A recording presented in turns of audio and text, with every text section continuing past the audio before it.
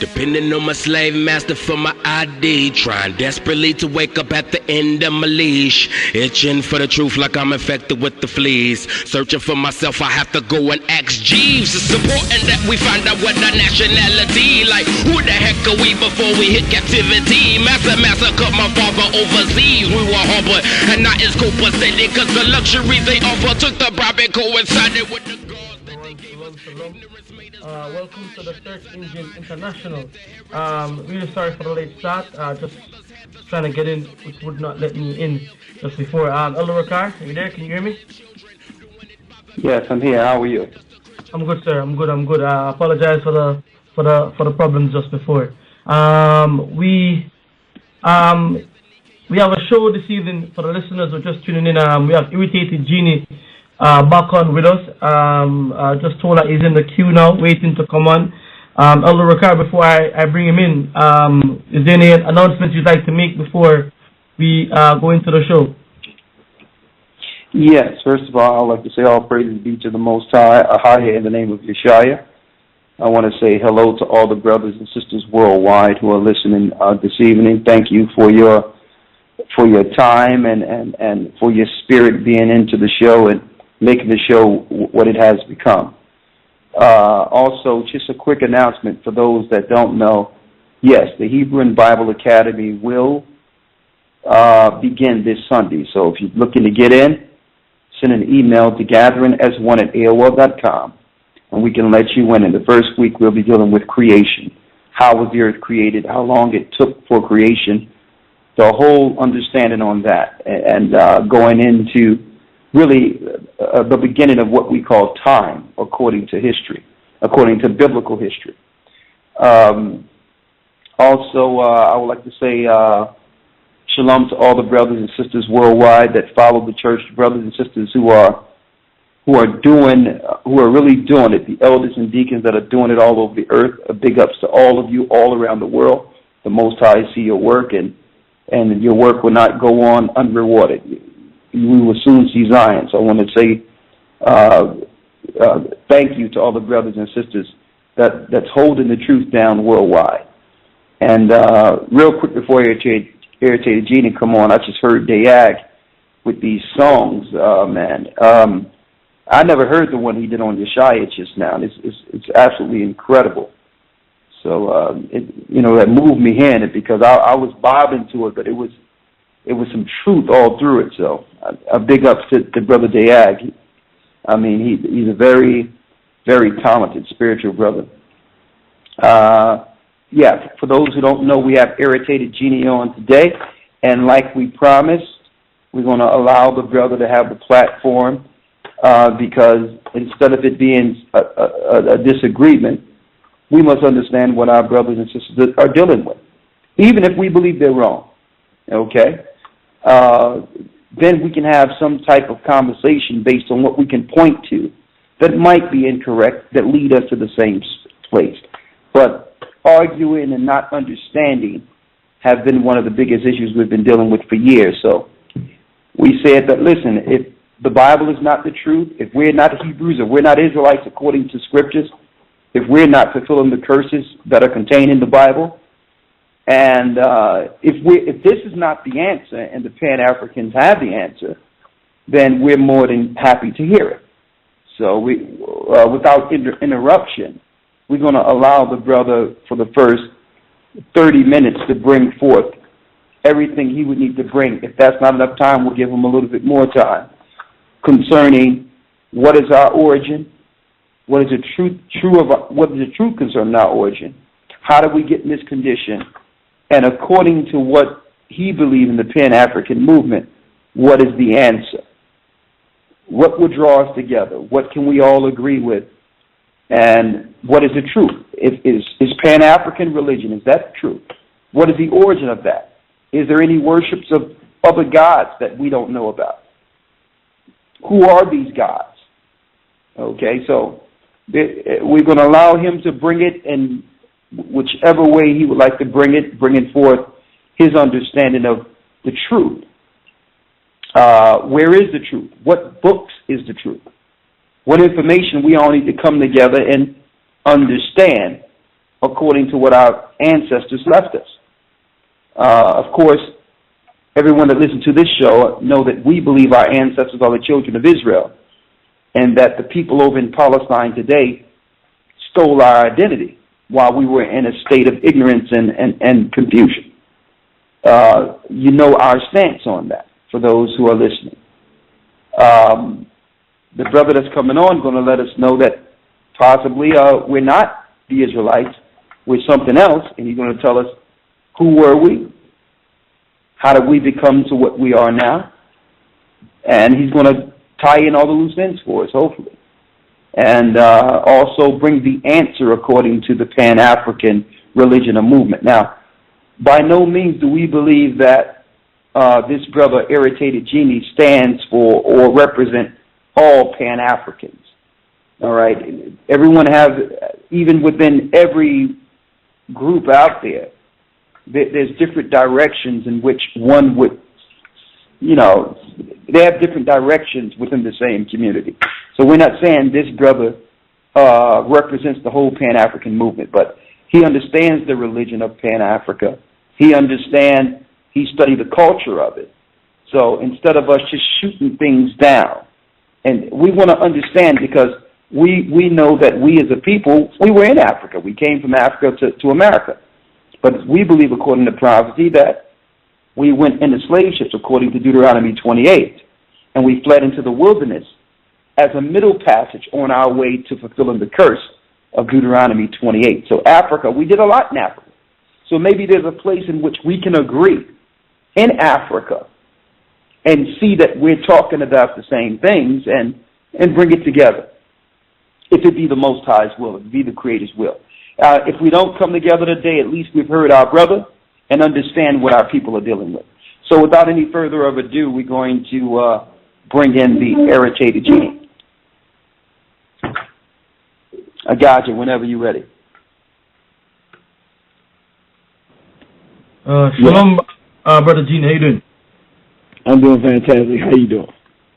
I'm good, man. I'm good. Thank you for coming on again, brother. And apologize to you again, my brother, for the delay in the start time. As you know, we are coordinating this show from about 3 different locations. So sometimes it takes a bit of time just to have it right, man. So my apologies to you, man, and thank you for your patience for waiting. All right. So I'm gonna hand it over to you. Give you the mic, and you know, we can pick it up from there. All right. Okay.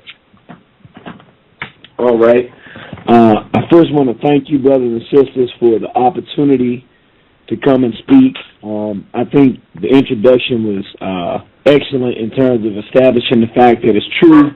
I do not speak on behalf of all Pan-Africans. However, it's an honor to be able to ask, as a Pan-African, as what we call a Haitianist, to have the opportunity to come speak to another audience of black people on what our vision of the problem is, who we are, and what we need to do.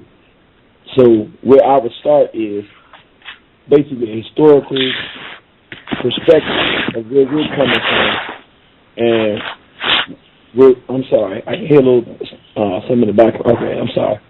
I don't know if that's, can you hear something in the background on our side? Yes. Okay, I'm sorry about that. It's cleared up. Okay. It's cleared up. It's on my line. I'm sorry, I cleared it up. Okay, I'm sorry, I thought that was my side. Okay. All right. So basically, I'll just start like this. In terms of who we at One Horizon see our people as being, in terms of an identity. The original people of planet Earth, we see ourselves as those people, meaning if we call people human beings, which we don't particularly like the term, because we don't like any term that gives us a relationship of some kind of sameness with Europeans and Arabs. Because of the relationship of their assault against our people, we don't like to classify ourselves together. But without another term, if we have human being as the term, the original quote-unquote human beings would be African people. And it is our position that our ancestors are the ones who observed the universe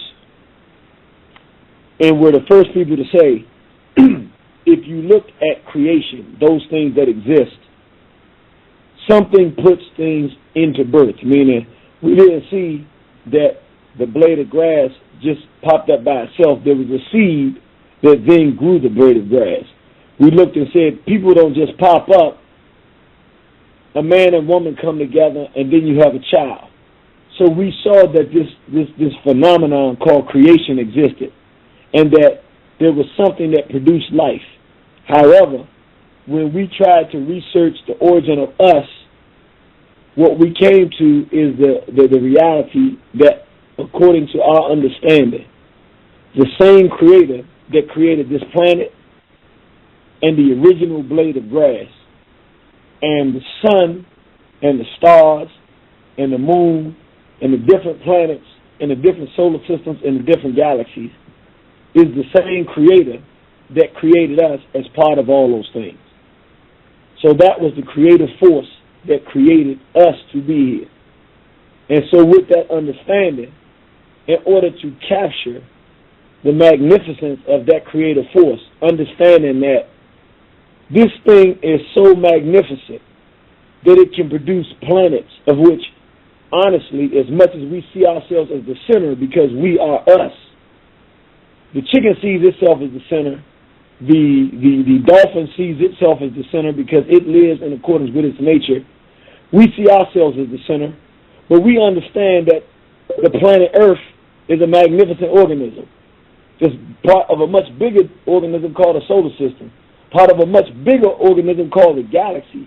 And so that the Creator is so magnificent in its infiniteness that the idea was, how do we capture the power of the Creator, of that which created everything that we see and understand?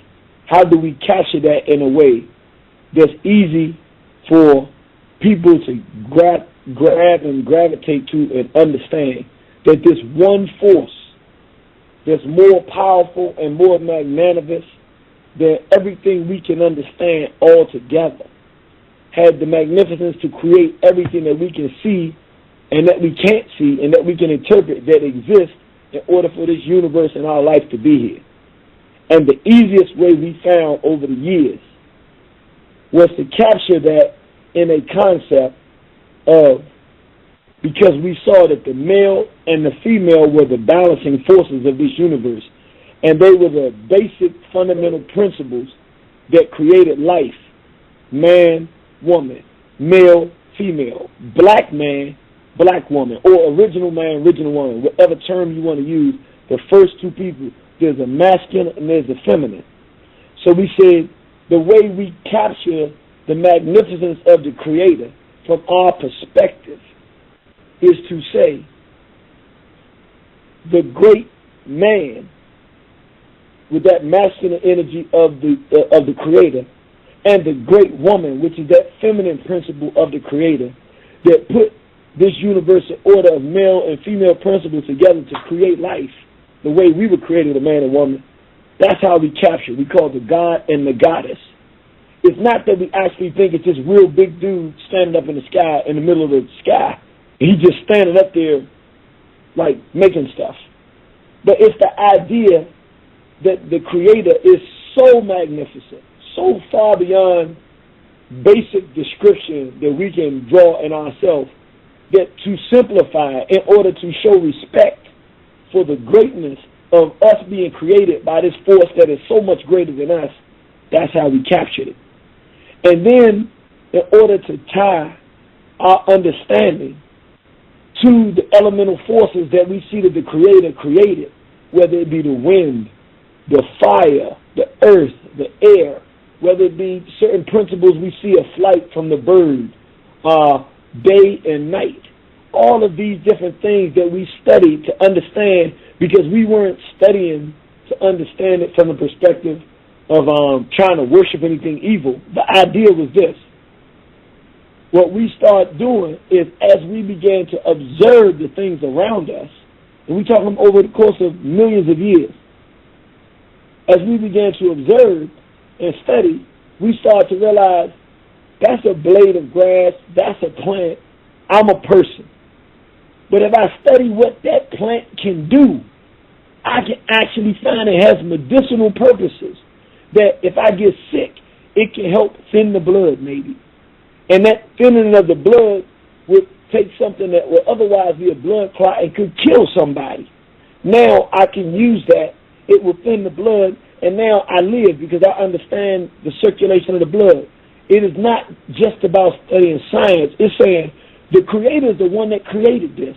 Maybe I can't perfectly capture the Creator, but if I study those things around me, I'm showing homage and respect to I'm bowing down and giving service to the Creator, because it was the Creator, not me, that made this stuff. And if I pay attention to the things around me, the lessons that are here for me to understand, then I'm showing respect to the great God or the great goddess, the creative force that created us. I'm showing love to the origin that produced us here. And so we did that. We didn't just study the physical things. We studied our own behavior. When we speak to each other in a positive manner, when men looked at what the best benefit of masculinity could be and what characteristics men were best suited for, what characteristics women were best suited for, and what happened when we didn't cooperate, and what happened when we did cooperate. And when we started paying attention and saying, it's better when we show each other respect and see each other and appreciate the best that each other has to offer, and see that men have certain qualities that their tendency, if developed, is more prone towards leadership, intellect, logic. But women have things that are more suitable that if they master those things, they are better at. They're better nurturers. You know, there's no way that the masculine principle can compete with what the mother can do when a child is 4 years old and just don't have any confidence and feels bad about it, and the mother just goes up and does something that for most of us brothers, we look at it like, I don't know what she did, but mama just made it better. It's something about the woman that has this power, the fact that she gave life. She has certain principles and characteristics that it doesn't even make sense for us to try to compete with as men. We should recognize her ability to make our home, make it beautiful and nice and comfortable, and make people feel invited when they come in and don't want to leave and feel comfortable and say, man, this is a place I'd like to be. Women have these powers and abilities in general that are superior to men. We need to recognize that and respect it. If we put the stuff that we do the best together and recognize that we can all do some of it, the masculine and the feminine have tendencies to do other things better. We pay the ultimate praise to the Creator because we've been put here by the Creator, and we're making an assessment of what we're supposed to do, and we're studying the things that work best with behavior that actually help us produce the most. And so through this process, we're actually beginning to know science and healing. We're able to build and create architecture and create monuments that demonstrate our understanding and how much better a quality of life we can produce on this planet by paying homage and respect to the basic understanding of the elemental forces that are put around here to us by the Creator. That's a kind of rough, basic construct of African spirituality. And so we will begin to give names to the gods and goddesses and apply those to certain principles that we saw that were very, very prominent. So we had our Asar Aset Haru story, which is the oldest story known in any society of a spiritual story. There's no story that we know that is an older story that was documented and known on this planet than that story. But it was understood that it was a story that spoke to much larger principles. Asar was the great god. He was killed by his evil brother Set. What were we talking about? That we understood that there was a balance between good and bad, just like man and woman. But good and evil forces were different. It wasn't masculine or feminine. They were just good and evil. That these principles exist. and that they're almost equivalent. But as African people, as black people, we believe that good was slightly more powerful than evil, so that in that battle, good would ultimately continuously prevail. This was because we saw ourselves largely as good, and we believed ourselves largely to be good, and we believed the Creator to be good because that was our perspective, not because there was anything we had absolutely to say that, but as African people, we saw that being good and treating people well and having a life of some quality where we didn't participate in behavior that was detrimental to children, to women, to the society. When we did things that were best for the group, it created more harmony than when we did things only doing them for ourselves to the detriment of the group. And so we looked at that and began to realize that these kind of principles and ideas were reality, and we could apply them to a story of creation. So Asar was the good one that represented the good qualities, but we didn't lie. We said they're evil qualities that we have too. Set represented those evil qualities of jealousy, murder, envy, dishonesty, all the wickedness and chaos that is also in the universe that exists and is almost equal, just a little bit less powerful than good. And so the woman, Aset, was demonstrated as really the most powerful one in the whole process, because she could take the physically dead man, but through her ability to produce life, she could actually resurrect new life and make a male in the reflection of the original man even better and stronger than that man.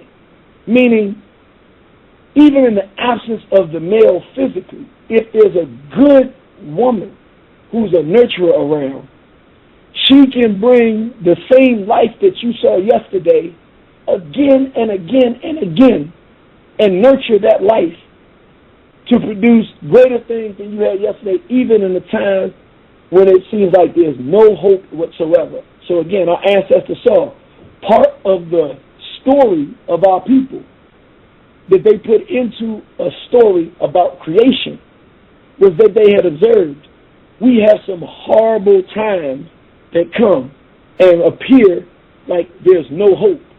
But our ancestors said they just learned over time.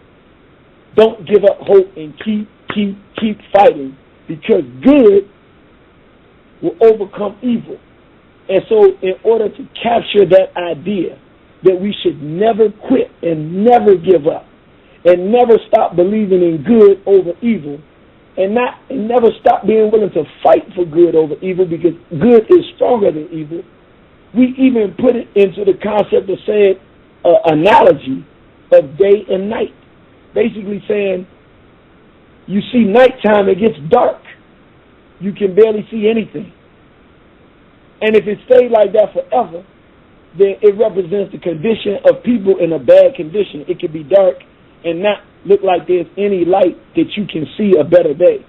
But what our ancestors said is every morning we look up, no matter how dark it got at midnight, and we see the sun rise again. And our ancestors said that sun rising represents the spirit and our ability as a race of people to come back out of the ashes of despair. So in a situation like we're dealing with now, where we've been brutalized all across the planet, we've been split up like the god Asar and chopped into many pieces and pulled apart so that we can never be able to be pulled back together again, our ancestral story that has been documented tells us this is going to happen in the world. You're going to be pulled apart. It's going to look like it's hopeless. It's going to look like there's no way you can ever do anything. But then, through the power of black women to produce new life, there will come people who will be born with a spirit that won't stop fighting, and that will identify good, identify evil, and they won't even be totally 100% good, but their good will far outweigh their evil, and they will be able to draw the masses of our people together, or enough of our people together, to bind together, to fight for good, and we'll overcome evil. It's not a guarantee. It's just a story that our ancestors had for us. That is the story that we adopted, which is the real reality of why we have been able to overcome so many times in the history of the world, because that story has become a part of the very essence of who we are as a race of people. And so what we're saying from our position of War on the Horizon is that it is so appropriate that with our ancestral story, even though during different times we had different names for the Creator because we were going through different things, the difference between our spirituality and other religious stories is that for us as African people, because our ancestors, we're just an extension of them. If they called God Ptah and said God was the architect of the universe at that time, and his wife was Sekhmet, she was the hunter. If you study the lioness, she hunts and gets the food for the pride, and the male protects the pride. But the lioness is the hunter, the one that really provides for the family. So that idea was one thing. But then you're in a different time period, and you saying you calling God Amen, the hidden one, the prime mover behind all things. That's your word for the Creator at that time and your concept. But the difference between us and other religions is that even in the temple that we would have dedicated to the God Amen, because our ancestors said Ptah was the architect of the universe, if you go to a back room, you will still see Ptah.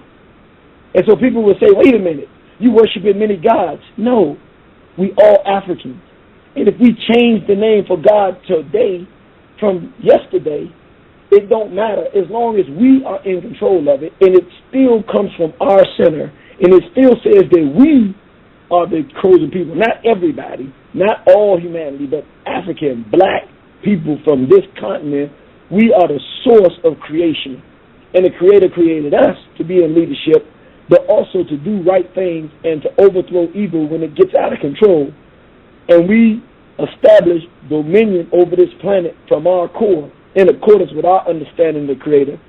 We don't ever have to throw away any of the other deities because we understand, no matter what time period we're living in, that we have different names and ways we capture the same idea, which is ultimately don't have nothing to do with anybody else but the Creator through the eyes that we understand it at that time, and what our purpose is as a chosen God force on this planet. Means God didn't make the other race first and we came out of them. No, God chose us to be first. That's the only part we can guarantee. The rest is our understanding. But what we know for a scientific fact, we were the first ones. So with that understanding, the idea is then it is our responsibility to maintain a type of law and order on this planet and dominion and rulership through our core, because we owe that to the Creator that chose to put us here first. So in as much as we have different understandings during different periods, we don't look at it as just one specific way to view things. If we were in the time of Imhotep, where a person could die from a little illness because we have not mastered the understanding of the science of the body and the circulation of the blood and these types of things, so that once you understand these things and have mastered them and studied them, you can find what we call a cure for disease or ailments, and literally have something that would have killed people in large numbers yesterday can be cured in a matter of moments in a new time, because sickness was the evil and the ill of that day. And because you study the creative force and those things around you that the Creator gave us, you find a solution to that. People like Imhotep were deified as great healers and looked at as a god, meaning he real close to the relationship with the Creator because he done understood the creation better than anybody else to be able to fix the problem that haunt our people in that day and time. So that person of that time would be the most spiritual worship person of that time. But if we in a time when invasions are coming and they raping our children, destroying our languages, murdering our people, so forth and what have you, then an adjustment occurs. It is not that we don't still have to understand healing, but there's a different priority. We at war. So now we look to the Creator to see, what does the Creator say about being fearless? What does the Creator say about not adjusting your culture and your sexual habits or your cultural habits or your eating habits to suit somebody that's trying to destroy your people? What does the Creator say about warfare and what you should do, and the kind of heart and character you should have to fight against those that are trying to do harm to your families, your women, your children, your men, your whole culture and your whole way of life? Protect your borders. You have the right to do that. And so you begin to make the adjustment. What we say is that in accordance with the way that our ancestors moved in spirituality, where we never threw away the old understandings. We never threw them away. We never threw them away. But we never focused on that which is not as relevant today as it was yesterday, when it became more relevant to deal with what's going on today. So we didn't get stuck in the theology that our own ancestors created. We took the lessons from the theology and then we applied them to our modern circumstances so that they would be relevant for dealing with what we are dealing in any given time. So if we're in 2014, even if that's not our time, if that's the time that we're going to use to say that's the time that the Europeans in power have put in place, and that's where we are today. As a race of people, what we're saying, our belief, our spiritual religious belief, is we must take into consideration our history of our story. And then who the enemies of our people have been that have divided us, turned us away from a way of life that is healthy, progressive, and allows us to have cohesion, even when we have differences in what we believe. As Africans, the way we view that, if you believe this and you produce great things, then we'll look at that and say, hey, that's kind of hot what they're doing over there, and they believe this. Okay, that's cool. And we might even incorporate some of that in what we're doing, because if it works and it produces good results, we say, why wouldn't the person believe that? We're not here to compete and destroy each other in what we believe in. We might believe something different, but the ultimate proof of the wisdom we believe is.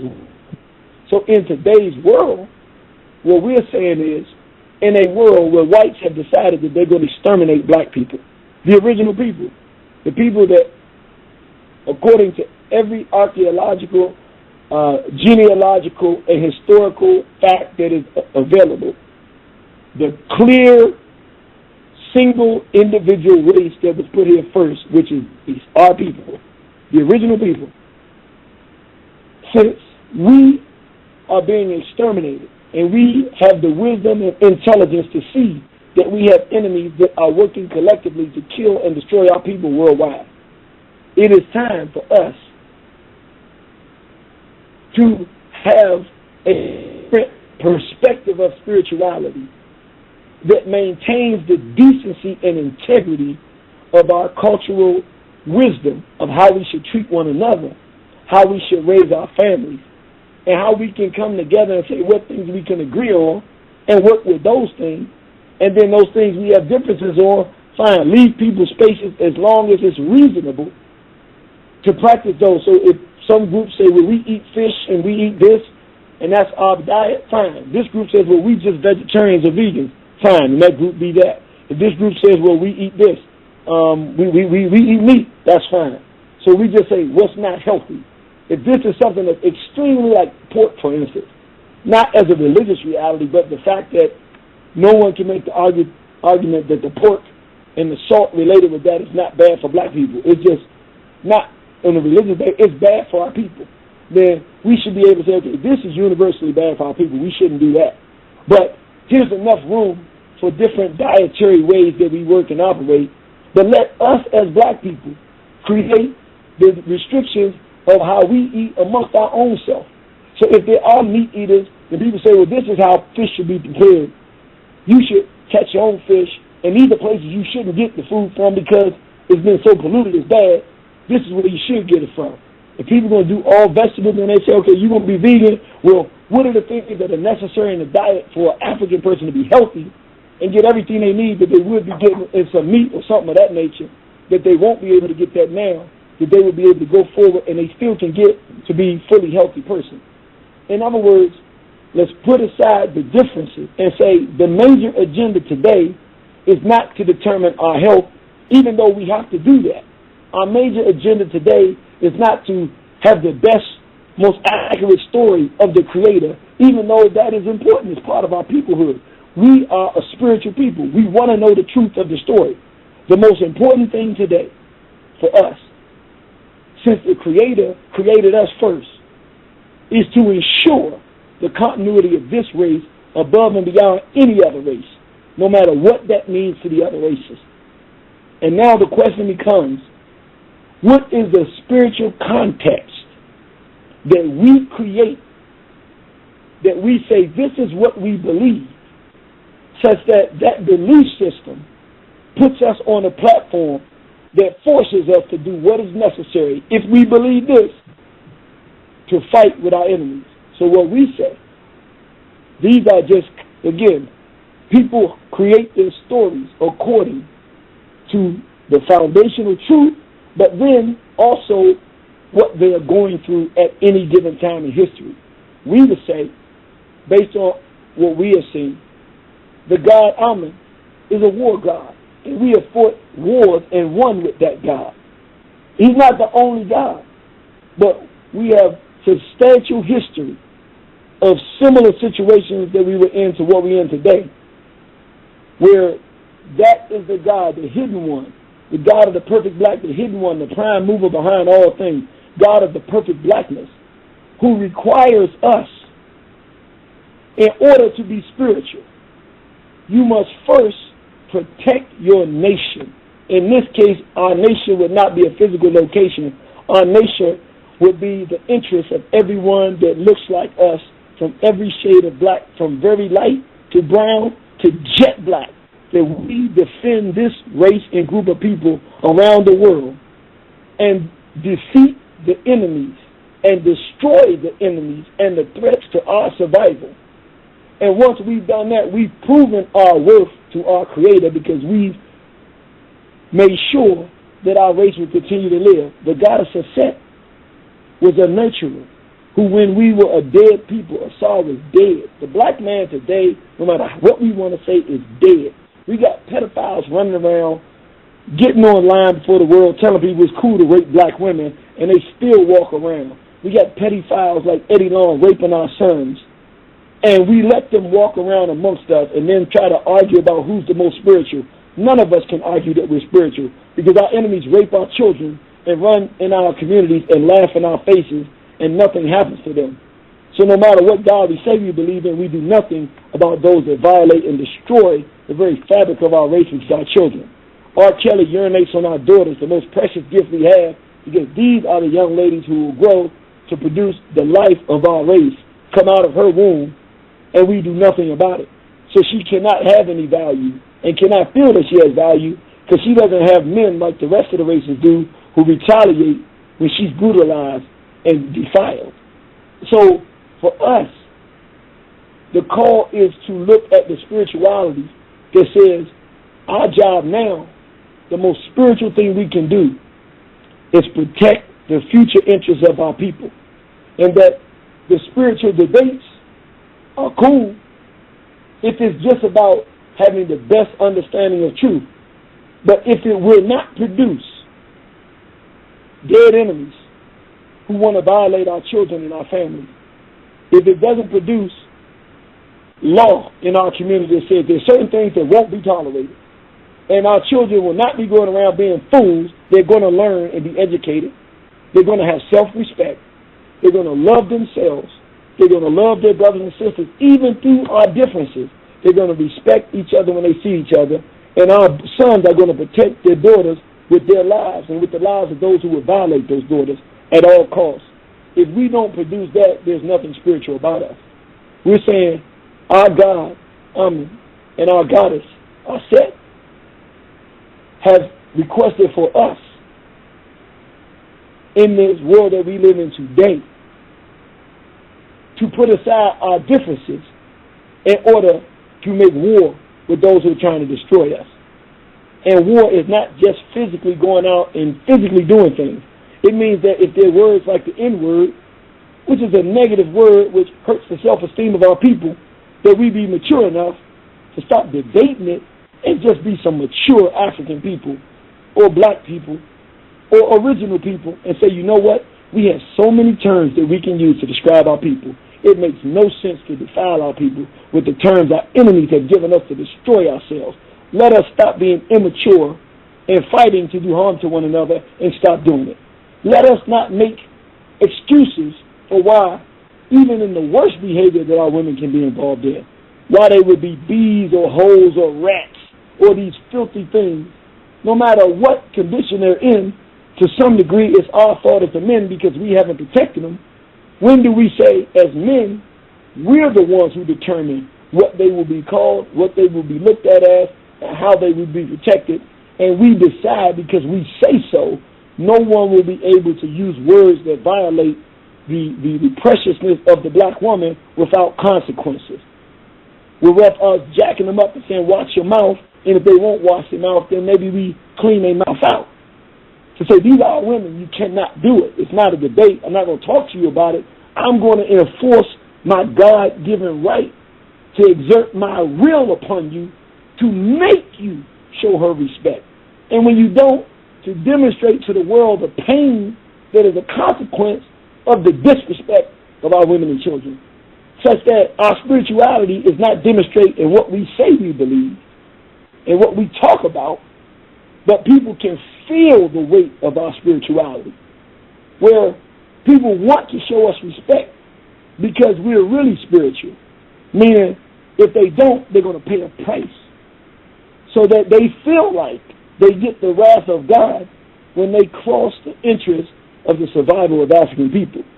This is doable.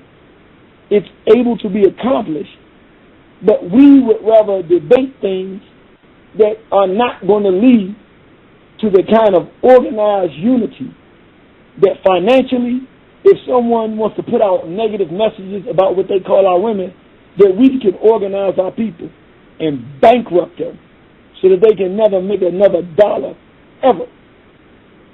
We're not thinking like that. And accordingly, and could you hold for one moment? I'm sorry.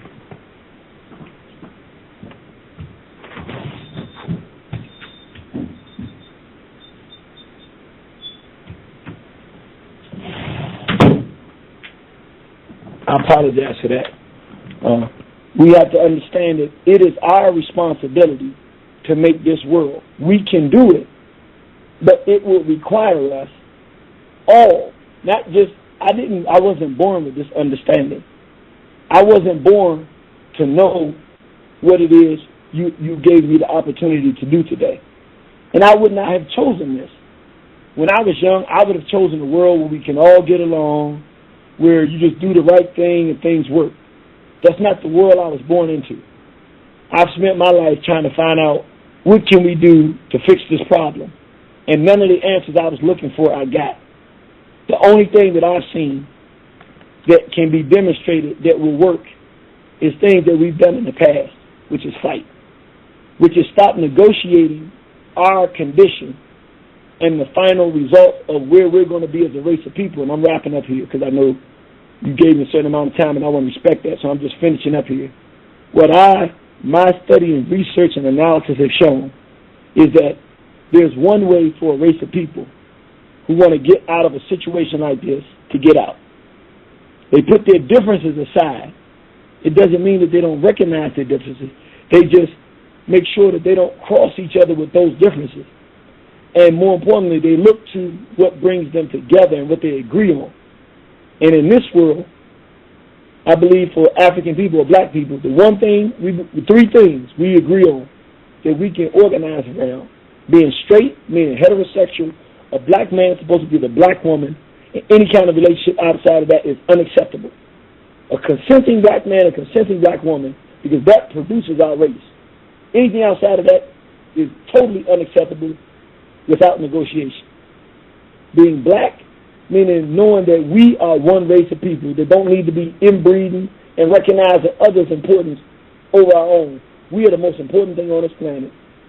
So we got the straight, that we're black, and pride, meaning that we have dignity. We are not a people who are designed to be running around acting like fools, disrespecting each other, mistreating each other, using filthy language to describe one another. Not that we're supposed to be holier than thou or pious, but we are supposed to dress, talk, and act with a certain base level of dignity and self-respect at all times in our lives. It is who we are by our nature.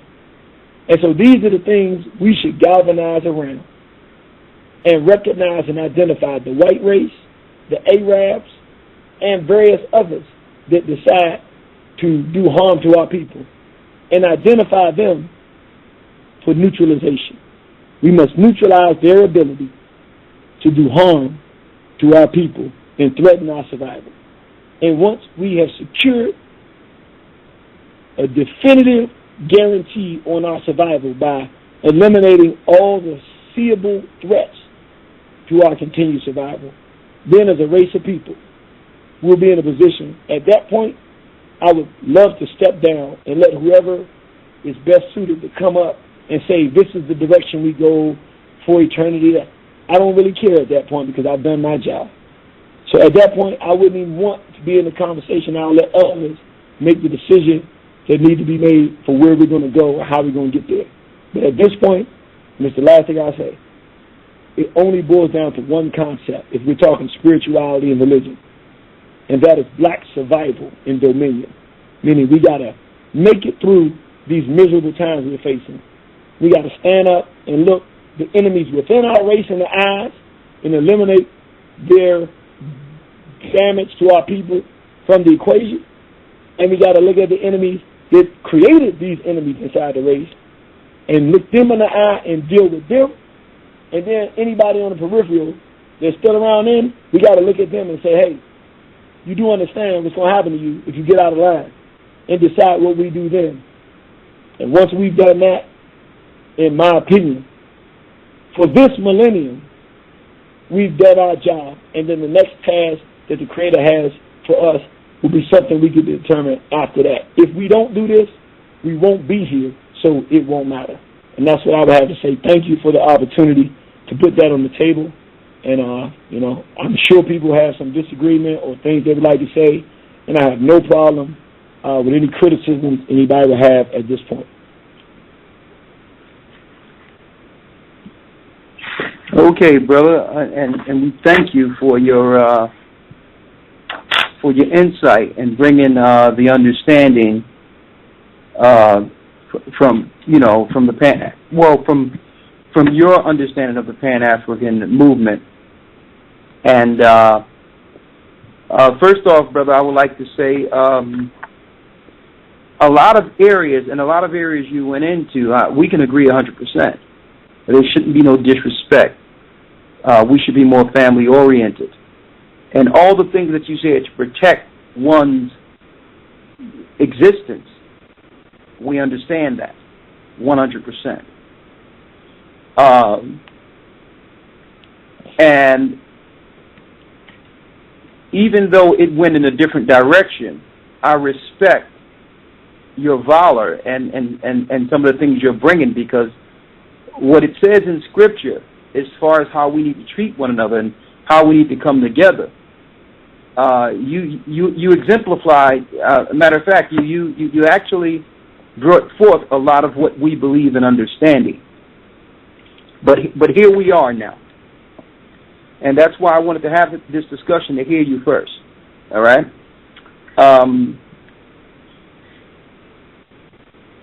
So I'm going to go down and just speak to you with a few things in which we can see if we can come to some level of understanding. When you started from the beginning and said, as far as the origin being African people, all right, we agree that at one point we were in Israel and ran into Africa running from Roman persecution. So There is a middle ground in that area that we both agree to. The great men and great women, we believe in Adam and Eve. I want to go into the God and goddesses right now. I want to talk about those because you've mentioned that a few times. And let's see if we can both agree first that, like when you were mentioning the goddess Hunter from the Egyptian goddess Hunter, the mother spirit, let's agree that the Romans had their own hunter goddess by the name of Diana, and that the Greeks had their own hunter goddess as Artemis, and that both of these European civilizations plagiarized those particular gods and goddesses from ancient Egypt. We can agree there, right? Yes. Okay. So we understand that those gods and goddesses were worshipped well before the Europeans gained power. We can also agree that the stories that they pattern within not only Catholicism but the Greek and Roman world, that those gods and goddesses are really the same gods and goddesses that's worshipped today in Christianity, unbeknownst to the Christians. They don't really know that they're worshiping the same gods and goddesses that were stolen from ancient Egypt in ancient times. Correct. Right? With changes, yes, but they changed some stuff, but yes, the origins, yes. Yeah. They plagiarized or took the gods of ancient times. Like, for instance, when you look at the story of Horus, Osiris, Isis, the Virgin Child, all that comes from ancient Egypt, ancient Babylon, which predates the European spin on these particular worships. Right? We both agree there. Okay. From ancient Egypt. I wouldn't say Babylon, but yeah, definitely ancient Kemet, yes. Yeah. Well, Babylon have their own gods and goddesses, too, that links directly to the same gods that were Egypt. Semiramis, Nimrod, Tammuz, these are all that triune spread throughout the earth. But I'm just saying, just for our modern time, just so that listeners can understand that when it comes to the worships that are being portrayed as how the Catholic Church is portraying Christ and Mary and all that, how they're spinning the story, it really comes from ancient times before the Bible. Yes. Yeah. Now, I can agree 100% there. And like I said last week, the only difference that we have, a couple of weeks ago, is that we understand the Bible don't say these things. They just use their stories and their myths from ancient Greece and Rome and use the titles in the Bible to bring forth their worships that they stole from ancient times. I want to go into those gods and goddesses with you real quick. And I'm saying this because, you said so many things. I understand why. You only had a short amount of time to explain or bring forth a broad discussion that can't happen within 30 minutes. So you had to touch on the things that you felt was important, and you eloquently brought them forth. And you said, but it's still a lot of information. That's why you had to go in certain areas. But I'm going to try to follow your discussion. That's why I listen to you intently. As in the same line of your discussion, I'm going to ask you certain questions, if you don't mind. Sure. All right. So speaking with the gods and goddesses, so we're not going to the next thing. Let's stay there for a moment.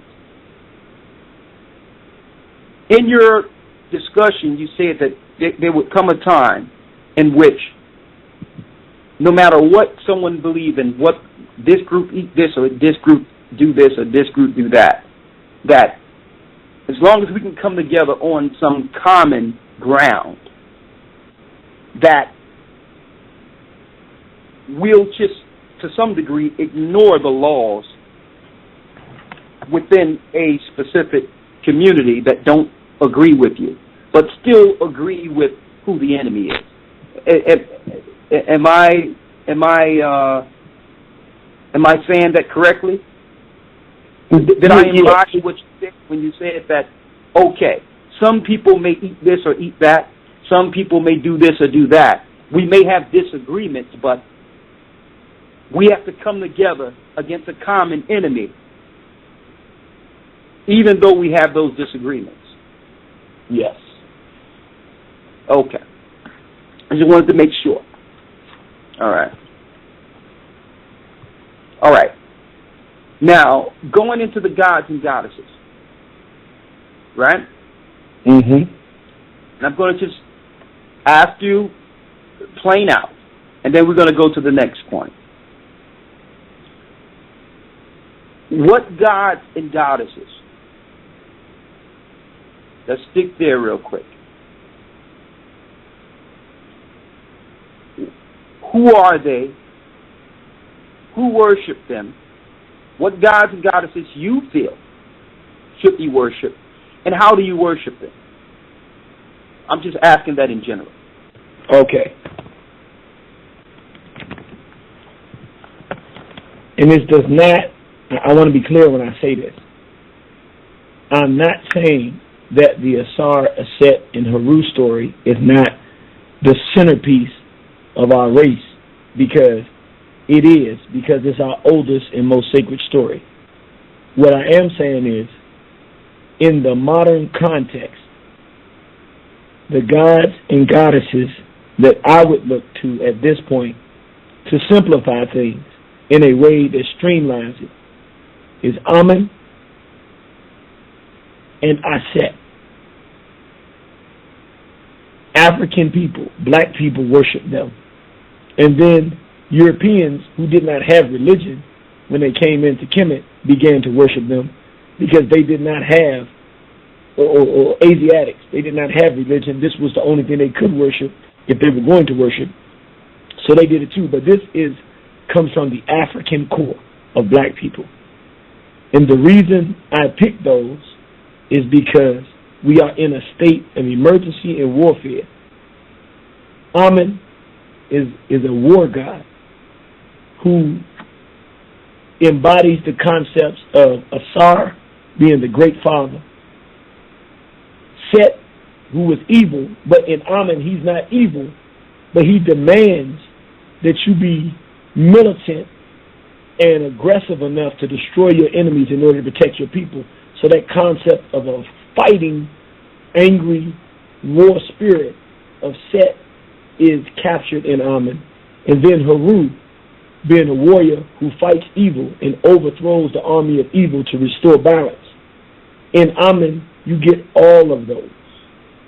So I would say Amun and Aset, because she represents the rebirth of a dead race of people. And right now, in my opinion, in our condition, compared to where we were and where we're going, we can be classified as a dead race of people. And we need our women to exemplify the characteristics of Aset, who brought life back into our people because of her ability to nurture and demand the strongest and best characteristics in black men so that we will fight against evil. Those would be the deities that I would go with today, not throwing away the history of any of the others. Those would be the ones I would go to. No.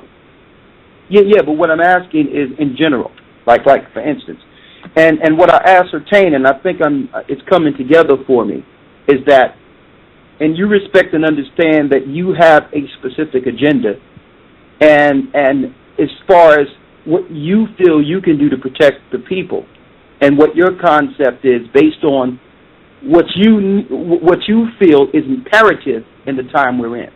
So everything is really patterned towards that, and then once things get in order and there's no more threat, then you're looking to turn it over to the diplomats, to those that know how to order things. But right now it's war. So your focus is the gods of war, the things of war. You understand? So, but what I'm asking in general, and I know others are asking this question also, and then I'm going to go to the next one, is, like for instance, like we follow the Bible. The Bible tells us how to pray, how to fast, how to operate in some level of order as a nation. Not no religious concept, just how to operate as a nation, how to come together. The moral, civil, and dietary laws. The laws of the Old Testament even had, if people do certain things like homosexuality, they were put to death. It wasn't a conversation about you being a pedophile or a homosexual. There was no such thing. So what I'm saying is, I can look at the Bible as a code of laws and ethics that I can say, okay, if we're on the table, just say after your war is done and after our war is done, just say hypothetically, even though I believe it's going to go a different way, but let's just say hypothetically that war do happen, and now the enemy is at bay, and now laws must be put in place. You understand? But yet, this brother believe in worshiping this God that's an enemy to my God. And this brother believed that he should do something because of his group that do something that's unlawful according to what we believe in our codes. So eventually, even though the enemy is at bay, based on what I'm seeing here is that there will be more internal mutiny because everyone disagree on what the code is. That leads us back to where we are. Now, I'm going to give you an example. And I'm just putting this out there because even though I see that your intentions are right, and I believe that the Most High is in a lot of your intentions, of the moral degradation and the disrespect of our sisters and where we have failed as a people. I believe 100% that the Most High is in that conversation. But I also believe that the Most High, like it says in Exodus 15:3, the Most High is a man of war. Okay, so we believe in war too, but war with a certain level of understanding. And we're going to talk about that off the record. But what I would like to speak to you about, brother, is just in general, because people want to know, Pan-Africans, what do they worship? Those that follow the Bible understand, well, those that understand it correctly and is not thrown off from this, this Western world imposition that they've placed on us. But the Bible makes it clearly on how to worship, what to do, how to come together, what laws to follow. How do we worship our gods? So what I'm asking is in general, not what your example is, but I need you to tell me who are the gods of Egypt? Like when someone mentioned Anubis, when someone mentioned Osiris, when someone mentioned all the other gods and goddesses, how do you reverence those gods? How do you worship those gods? That's what I need. That's what I'm asking. Okay, and this is what I'm saying. I do understand your question, and at some point it will bleed into another discussion when those questions are easier to answer in a different context. But immediately to answer it, I would say it like this. From the African purview, in the immediate sense, the way, first of all, I'm not going to all these different gods because, again, I said it's simplifying it. To do that, to me, is too complicated and would not be effective. So to begin with, I'm saying you don't do all that because it's just a bunch of confusion. You go with Amen and Aset. That's the first thing I'm saying. I'm saying you don't do all of the others. I'm saying you start from a base. And what we do, in order to worship Amen, you look at the black world community. You identify the threats and those things that are wrong in our community, the language that we use in defining each other, the way we treat one another, the way we are used by our enemies to hurt one another on jobs. I mean, everybody, probably 30% of the people out there right now are on a job where they could be doing better if it wasn't for some bootlicking Uncle Tom Mobutu working on behalf of the whites to keep us down because we so strong that we usually can maneuver around the whites by ourselves, but it's their black accomplices that keep us down. People understand what I'm talking about. These things that are causing great damage, the pedophiles, the homosexuals in our community, mistreatment for women, we identify those things that do harm to our community. We organize to eliminate those. That is the worship of Amen. It ain't how many times you say Amen's name. It ain't how many prayers you say. It's not what you eat. Amen is only concerned about what you're doing, not about what you say you believe.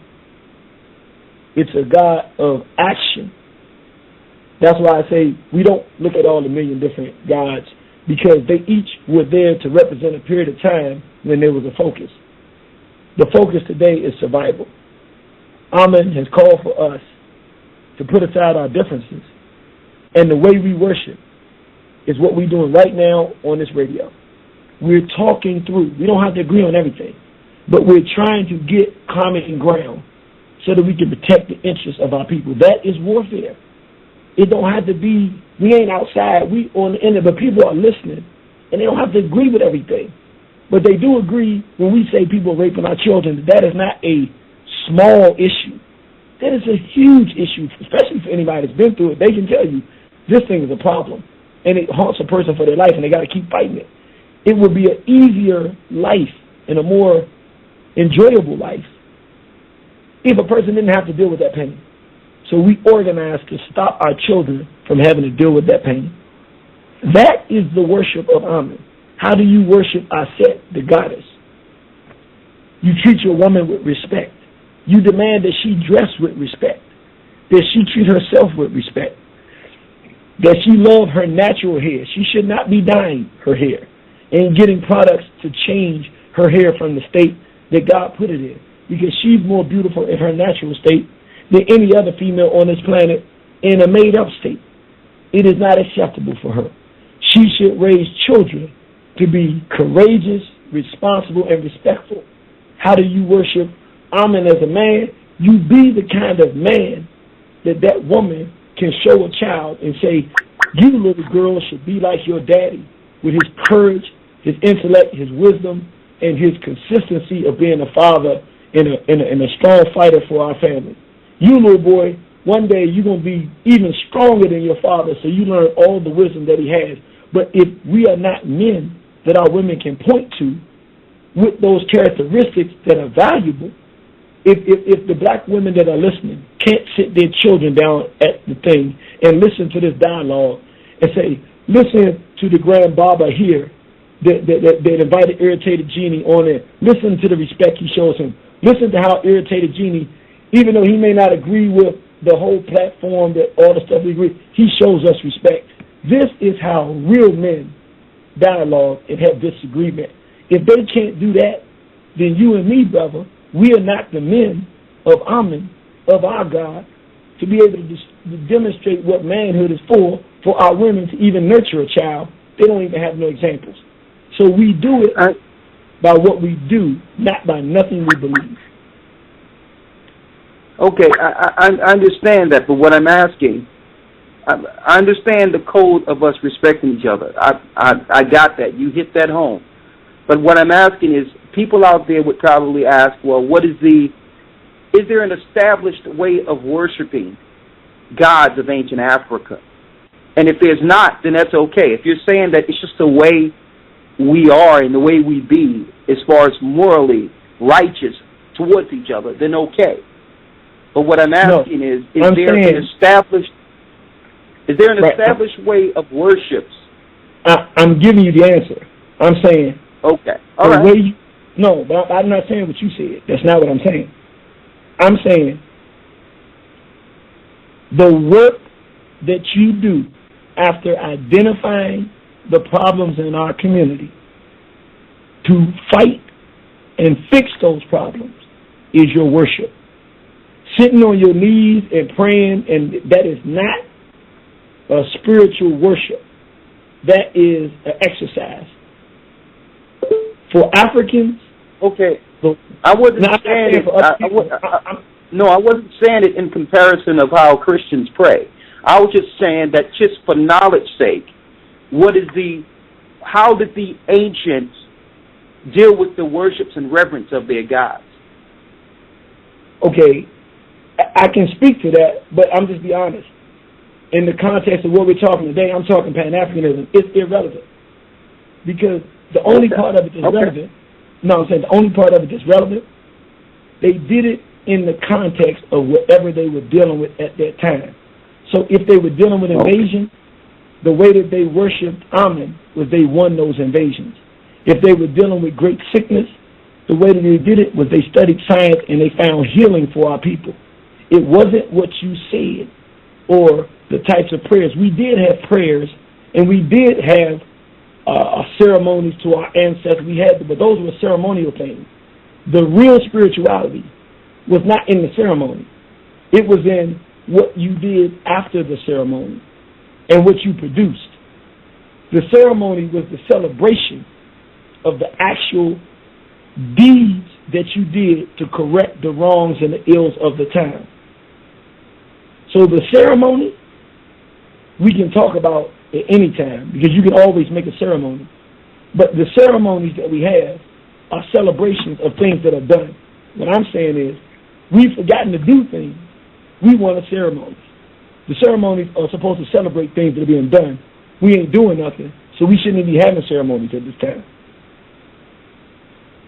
Okay, well, yeah. Well, the reason I'm asking you is because I was under the understanding that when you were coming on, that you were actually going to give us some grassroots understanding of where we were historically and how do we fall to where we are from a historical base. But that's okay. That's okay. We got what we have. We have what we have. So let's get to the next question here. In the midst of what you were bringing forth earlier, I heard you mention that it was said somewhere that we would be on the bottom, then rise through the woman, that we would learn better, and our children will eventually rise from this particular condition. Now, I do believe that, according to what I read in scriptures. But I'm asking you is, what is the source of this prophecy of one day we would lose everything and be on the bottom and rise through our women? Is there a source that you can quote? Yes. A book, some information. What's that? Yeah. The oldest story known on this planet is the Asar, Aset, Horus story. The Greeks changed Asar's name to Osiris. They changed Aset's name to Isis. And they changed Horus' name to Horus. And the evil brother Set, they still call Set.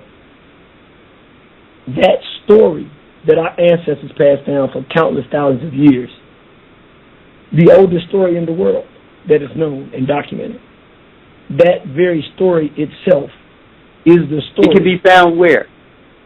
It can be found. What is the name of it? It can be found on any of the temples in Kemet. Well, not any, but many of the temples in ancient Kemet. You can go to the temple of Aset. Okay, so this source is in the temple of Aset, which said that we would fall and then one day rise through our women.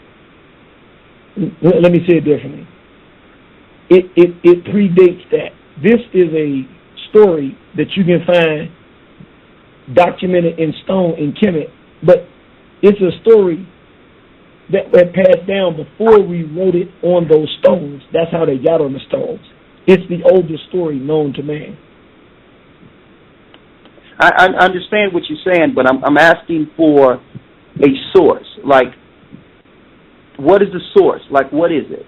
Like, how can, if I'm off the conversation with you, and I wanted to see this particular story, or this legend, or this prophecy of us one day falling and rising, where would I get that from? I'm going to give you the best source. Let me give you the best source to go to. Okay. Okay. This is the best source I would say to go to. The reason I say that is because it's not any one place that you see. It's a multitude of places you can see it. I would tell people to buy Rawchaa,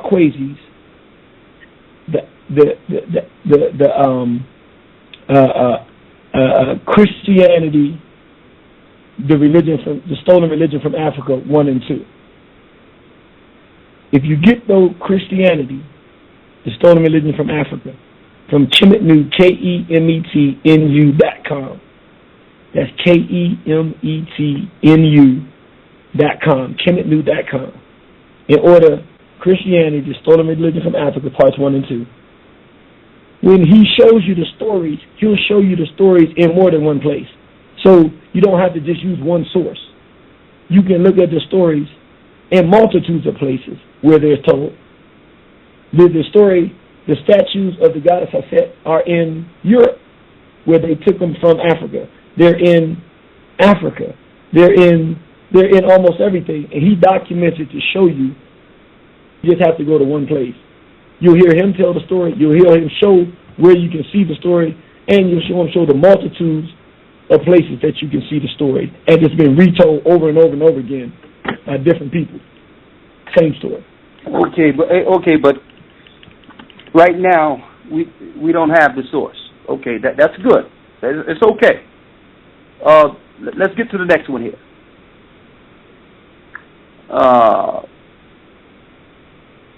I just told you the source. I'm telling you that video. No, I'm saying you gave me a reference to it to another person. I'm saying I'm making it real clear. It's not unclear.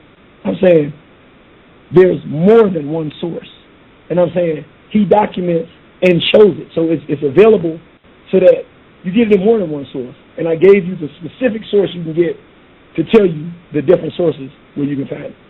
Okay, all right. You gave me a person who can point us to the sources. You can also go. It's okay. I know, but no. What I'm saying, Irritated Genie, it's okay. Right now, you pointed us to a person who knows the sources. Okay, I'm answering. That's fine. The book called Stolen Legacy by George. Oh, okay, all right. Right, the book called Stolen Legacy. I'm just saying, the book called Stolen Legacy by George and James. But that's actually a book that's authored. That's actually a book that's authored by someone. That's not a source. That's not the actual thing that you're saying. That's a man that has something. Wait. You asked me a question. Let me just say what I was saying. In the book of Stolen Legacy, George G.M. James. Again, if you get that book, he will give you multiple sources. There's not just one source. So I'm saying, I'm giving you sources that give you multiple sources of the story. Okay. All right. Okay. That's fine. Let's get to the next question. Just going down a few things that you said before we open it up. There's a few other things that I want to talk about. You mentioned that we're the chosen people. And I don't know, I'm kind of hesitant to ask you this question, but from what source did you draw that conclusion? And who are the chosen people? What are their names? Okay. This one is basic genealogical fact. The only way that makes sense in a logical manner to determine if you want to use the word chosen people, there can only be one group of people who could be the chosen people, and that would be the first people. So it's not a matter of a religious story. I'm talking about a pure fact. Who are the first people on the planet Earth? Scientific fact demonstrates that African black people are the first people on this planet. And they're the only people that they cannot find an origin for. Every other people's origin can be traced through the DNA line of the African man and woman. That being said, since the only person that someone can make an argument for that the Creator created. There is not even an argument that can be made that other races come from God, because it's a fact scientifically they don't. They come out of the African DNA. The only race that the argument can be made that came from God, the Creator, would be African people. Hence, we're the only ones created from God. We're the only one with an actual direct connection to the Creator, if you believe in the Creator. With that said, we would have to be the chosen people because we're the ones that were created by the Creator. Okay. If you believe in the Creator. Okay. Okay. Well, what I was asking is, when I look in the Hebrew scrolls, Yasha Allah, according to our God, were the chosen people out of all the people of the earth. The children of Israel, God's chosen people. Now, even though their name is not Israel, that's the English name, their name is Yasha Allah. So that's a source of when God, or the Most High Creator, chose a people as a nation. Now, they couldn't be a nation at first because they were only, the bloodline was coming down through men before they became one nation. So I'm giving you a parallel to say, I can point to the chosen people according to bibliography, according to some substantiated information to prove that Israel, our people, were in certain areas, according to how the Bible said they would be. And we suffered because we left the laws of God, the chosen people.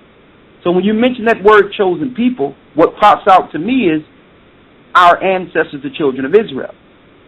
And I wanted to know, was there some source outside of just science and just by common sense that say, okay, out of all the races of people, the Most High chose these people? Do y'all have such a record in what you follow? Well, there's 2 points, and I'll answer that and say yes. One, science supersedes belief because it can be proven. What somebody believes and what science proves, if science can demonstrate it to be a fact, that supersedes and is superior to belief. So the science of it supersedes that. The second piece, the first and oldest documented record of someone being called chosen and the sons of God are the Sa-Ra. Even in the name of Ursa, Mayat Ra, Setepen Ra, Ramesu, Mary Amen, it means he who is chosen by God, the Son of God. In Ramesu's name, it says, chosen by God. That is the oldest documented account anywhere in the world of anyone saying that they were chosen by God. This is the African in Kemet. The oldest, you can go to Abu Simbel, but you can go to Ifrit Aset. There are many temples you can go and see his name written in the Meta Netter, the language of the gods. It says, chosen by God. So even though science proves it, so we don't have to have a record of it, if we're looking for the oldest record of it, in his name, it shows that that was a concept that came from Africa, that we were chosen from God, and his name was chosen by God. And it's the oldest place you can find that on the planet. Okay. All right. So that's your answer to that for brothers and sisters who are listening. All right, let's move it along here. All right. When it comes to the moral codes, like you were mentioning, and of course you give examples that, you know, of what's going on in our community, how, you know, we're being perpetuated through drugs, we're being perpetuated through their system with vaccines and all that. They're messing up the minds of the mothers and fathers, separating the children, putting the children into certain care that leads them to be prey to the system, which is what they call child protective services, when it should be called child really, these are perpetrators, okay, and pedophiles, child pedophile services. So a lot of ills that are going on in the community, which we are seeing firsthand, which you've seen firsthand, we agree that there should be an answer to this. But because of that, going back to the laws, the moral laws, there are some people who is the enemy of us that have perpetuated a system that leads us to total destruction, which we both agree. And moral degradation is one of those. So when you look at what's going on in the earth and how much time we have to get it together and how aggressive the enemy has been and is in exterminating us, how long do you think it would take to come together to fight and unify ourselves from a systematic warfare? Now, understanding that there is no organization, there is no understanding of what to do afterwards. There is no agreement anywhere. We're just being destroyed utterly with no time. So dealing with solution, and I'm just being straight here, because we know that there's an answer. We know that there's an answer. And I'm telling you straight up, brother, we know the answer. And the answer is coming out of that book. And on a different discussion, I want to come on with you and discuss that solution with you. Whether you agree with the book or not, it's going to come out of the book. And based on where your head is at, I know you're not going to disagree with those answers. Because at the end of the day, our enemies get destroyed and we are liberated. But I'm going to ask you, based on what you understand and the uphill battle, just to get people in the same room to even talk to each other, the challenges of that. Look at what happened, just so that we can get to this conversation.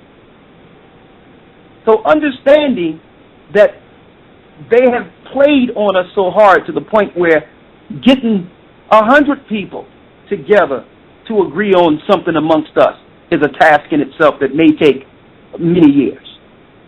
And I'm talking about 100 people with influence and power to actually make a change. Based on everything we know, brother, and everything you have researched and looked into, and the schedule we're on, because they are aggressive, and on top of their aggressiveness, they're now labeling us terrorists. They're now making it where we can't come together like we would like to, or we be deemed terrorists. They already have the concentration camps ready. They already then passed the bill through Barack Obama to start moving us to fusion centers. They've already taken the homeless of our people that they've scattered their minds through the drugs and what have you, and they're now cleaning all the streets of D.C. and others. They're taking the homeless into the fusion centers now. So while we're discussing this, there's a serious aggressive destruction that's going on amongst us. And it's fast track. And according to what we know, according to prophecy, only 10% of us will be left. This ain't no Christian junk we're talking here. We're talking about prophecy. Only 10% of us are going to be left. So a lot of what they're doing to us, they will accomplish, not because they have power, because they have demoralized us to such a degree that we are agreeing with the destruction now. So based on all that, brother,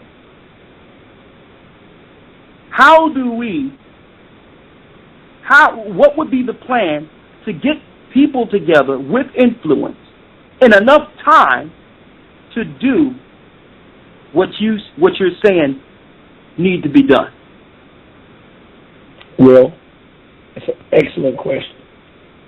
It's probably one of the best questions I've been asked in a long time. The answer is actually right within the context of the modern world that we're living in.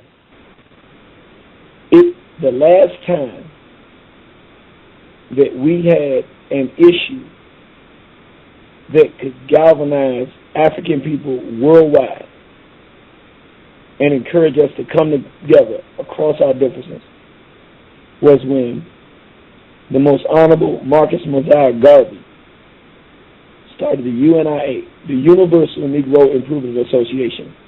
And he said, "Up, you mighty race, you can accomplish what you will."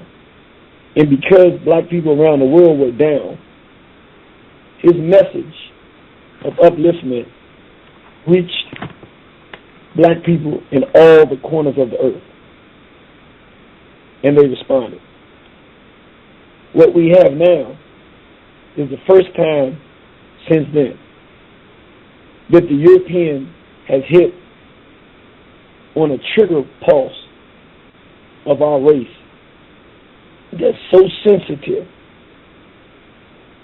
that whether we want to look at it or not, we actually have the basis for unified action. And that is, they're trying to force the unnatural behavior of male-to-male sexual bestial behavior and female-to-female bestial behavior upon us as a race. And even though we have not become sophisticated enough to recognize it, it is the central issue that resonates with black people, with Christian, Muslim, Jew, Pan-African, decent black people, everyday black people, anywhere in the world. When you bring that issue up, they start to say it's ridiculous. We shouldn't even be talking about this. And the more the European pushes it, the more resistance they get from African leaders of countries. It's the first time many of these Uncle Toms stopped being Uncle Toms and said, "I don't care what we've agreed to in the past, this we won't budge on."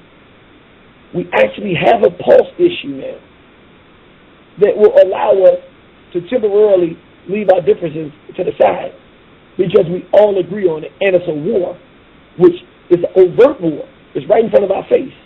So we can't deny that we have to fight it. It gives us exactly what we've been lacking for a few hundred years now, or at least 100 years. And now, all we have to do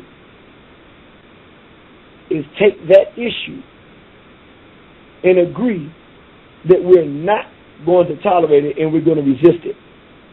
It will take care of itself because that is their major issue that they're pushing against us. They invested countless millions of dollars in it because if they're successful, it will destroy us. If we accept the challenge and come together on that issue, you will be shocked at the amount of agreement we will get across all different factions of black people to give us our first basis for organized action in over 100 years across a large cross-section of African people worldwide. That becomes the platform upon which we then wage a war for our survival. It's right in front of our face. Okay, brother. I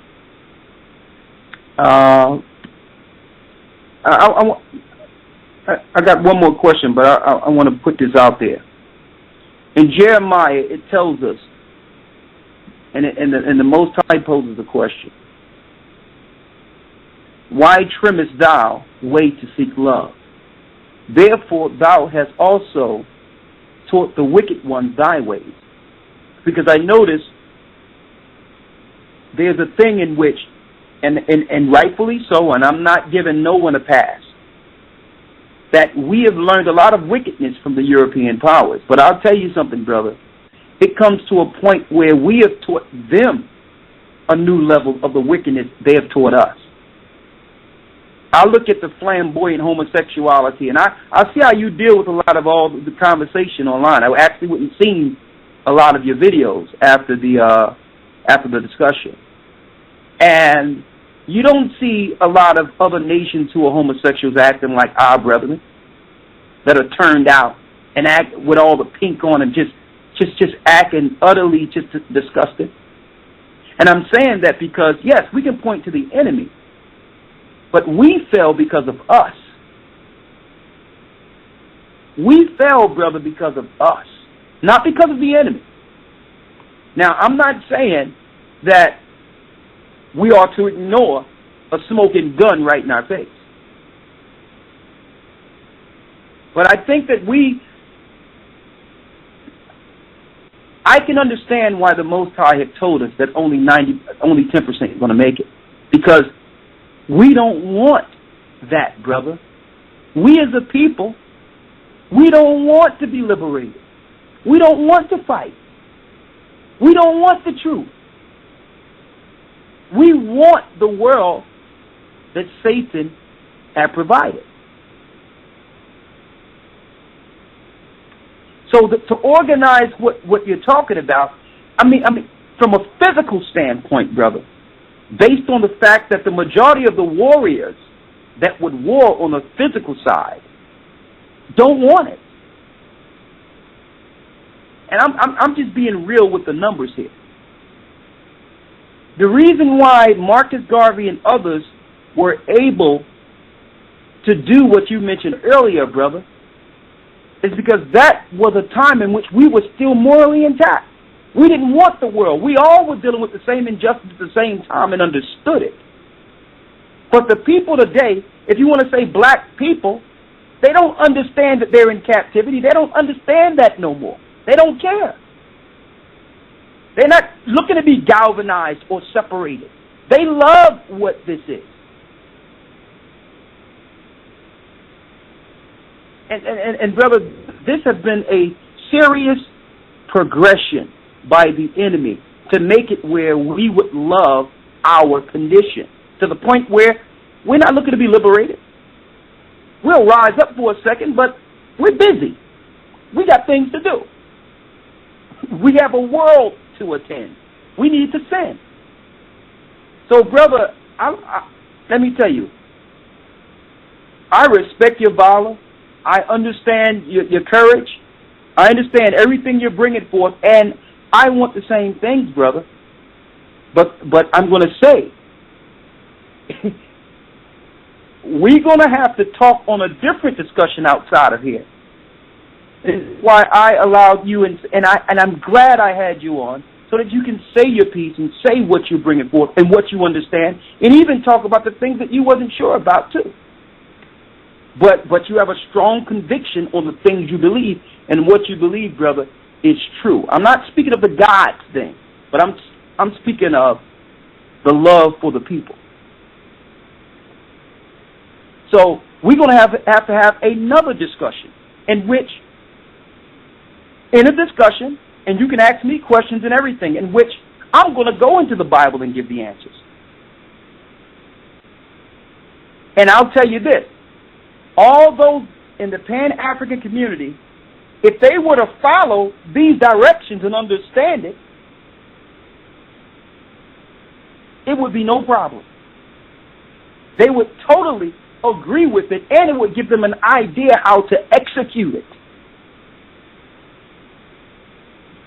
So that's what I'm saying. I'm saying that there's been such a campaign to get everyone out of the Bible. People have ignored the things that's in it, that leads to life, that leads to morality, that leads to liberation. And the Bible quantifies those particular points. And it points to the enemy, who they are, how they think, what they want, and what their objective is against us, and why they are against us. So the Bible also gives us understanding of our enemy. So we're going to need another discussion, Irritated Genie, in which not only you understand, just like I was able to listen to you and then ask you questions and agree to what I could agree with and disagree with what I couldn't, I would like you to do the same. I would like you to come on the show and we go through all certain points and say, you know what, here's the solution. Here is what's going to happen. And then you ask me questions.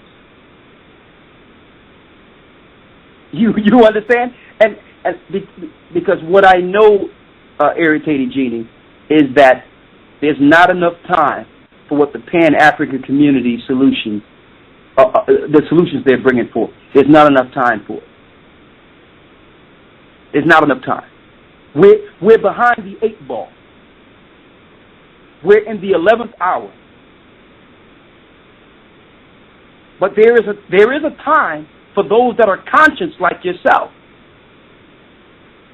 to link in with others who are conscious and come to one understanding, where only a few can survive.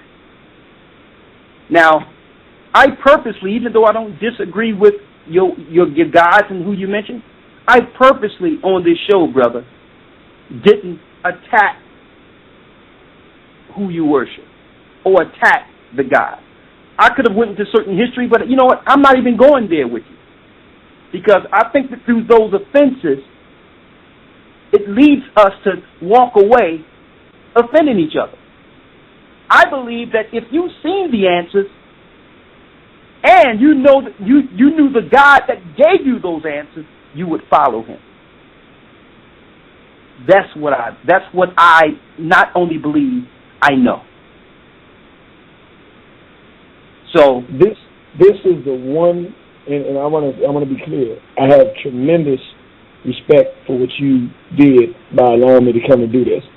This is the thing, though. I don't want to be dishonest to you. I would do it. It would be nothing to me because I have humility. But I would be being dishonest to you because of one thing. It is a part of my very platform of my existence. It's a non-negotiable position to wage war with Christianity, Judaism, and Islam until they're utterly destroyed within the context of the African personality. So even if I do it, I just want to be honest with you, it's purely warfare, because my only interest in doing it is to wipe out any vestiges of that in our people and destroy everything that our people believe the Bible to be, so that we leave the Bible and go directly to our ancestral connection to the Creator and do what needs to be done. So I can say to you, yes, but I would be liar if and I'll do it. I just want to be clear that you know that when I'm doing it, my only objective in it is to completely and utterly destroy any concept that book has relevance, and say that the destruction of black civilization is the more relevant book, and the book inside of our very context of our existence as African people is the book that we should follow. So I'll be respectful, I won't insult, but the only interest I'll have in it, I won't even be listening for anything but a way to go to war with any platform that comes out of Christianity, Islam, or Judaism, unless it's specifically focused on my own agenda, which is to fight the ills that are hurting African people. But as it relates to the God and all this, I'm telling you before it even starts. I won't be insulting, but the only objective I have is to destroy it. I don't have no interest in it. It's non-negotiable before me. It's part of my whole war. I want it destroyed. I don't want these divisiveness in us. I want us to be able to talk as Africans without any Israelite, any other allegiances. And even though I'll be respectful, it's all with the intent of destroying everything that you're trying to do. So with that said, I will do it, but I want you to decide, with me being honest with you, me coming to the table, what you'll be getting. And if you're comfortable with that, then I'll do it. I have no problem with that. Well, Irritated Genie, you know what? I'm glad you're honest, and you know what? Yes, I would love for you to have this discussion and hear it, and I'm going to tell you why. It's not going to be what you think. It hasn't been what you thought it would be up until this point. I'm going to go into Egyptian history with you. I'm going to go to the past, and you know what? What I'm going to do is I'm going to tie up all the loose ends with you that the historians have purposely distorted so that they could disconnect us being the children of Israel from Kemet. I'm going to do that first. So I'm not even going to go into the Bible. I'm just going to history with you first. And then I'm going to go in. And it's not going to be anything you think, because I'm only going to go in from a historical standpoint. Because there's things in the Bible that actually happen that's historically sound. So, and archaeology backs it. So I'm only going to go into the things that we both can understand from an archaeological, historical standpoint first with you. I wouldn't disrespect you by trying to bring you on and just try to Bible beat you into believing something. I'm going to deal with you on your level. We're going to deal with history. And then we're going to go into that same history book, and I'm going to show you what the answers are. And even if you disagree with it, you will have to agree that those answers is better than anything the Pan-Africans have put together so far. I tell you what, I'm a sport. You've agreed. You know what I'm coming into the table with.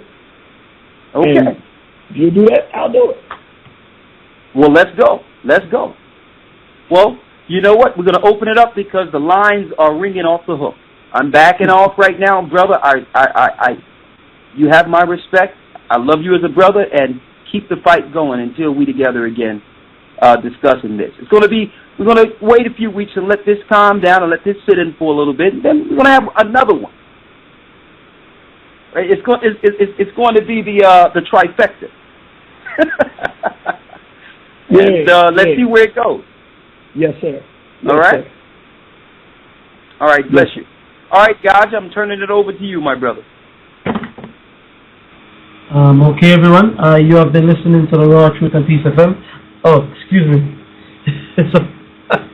sorry about that. You are listening to Blog Talk Radio, and this is Search Engine International. Excuse me. I think I've been doing too many radio broadcasts. All right, and our guest tonight is the Irritated Genie. And if you missed the show, you need to go back and go listen it from the beginning. I'm sat here listening, and very interesting discussion going on. All right, but before we open the lines, I just want to just make some announcements as well. The Hebrew Bible Academy starts this Sunday. So if you have not yet registered, please go ahead and register. Send an email to gatheringas1@aol.com. And also the GOCC network is up and running, which I think we have some new additions to it. I'll go over that list before the show ends. And just to say to all the brothers and sisters who are coming and joining in with the church, blessings, and you know, in the respective areas you are you know, welcome, and thank you for your participation with us, you know, in helping us growing this movement. All right, and we are in London on the 5th of July again. We were there last Sabbath, which was a blessing. We had some problems trying to get in there, but all in all, it was a blessed evening. All the brothers in London who came out, you know, enough love to you, man, and we consider the truth spreading in that region. I think we have new people coming through almost every day from that region, looking to be a part of the body. The Most High definitely waking up His people throughout the earth. All right. So with that, I'm gonna take a quick commercial break, and after that, I open the lines up. Okay. So you're listening to the Search Engine International on Blog Talk Radio. We're bringing the treasures of the earth to the people of the world. Amenez les trésors de la terre au peuple du monde. This is your day to shine, your time to win. So raise your cup. Hii coffee ni nzuri sana, kwa hivyo tunatakikana kukunywa, alafu tunasaidia dunia yote. trayendo los tesoros de la tierra a la gente del mundo. Whether it's latte, mocha, the king of coffee, or our delicious teas, you'll soon see what all the buzz is about in more than 30 countries worldwide. Organo Gold gives you 200 nutrients in every cup. It's silky smooth and delicious, without the jitters. Drink the healthier coffee. Visit our site today at oneincreasecoffee.organogold.com. That's the number 1, increasecoffee.organogold.com. Kwame Yasharala.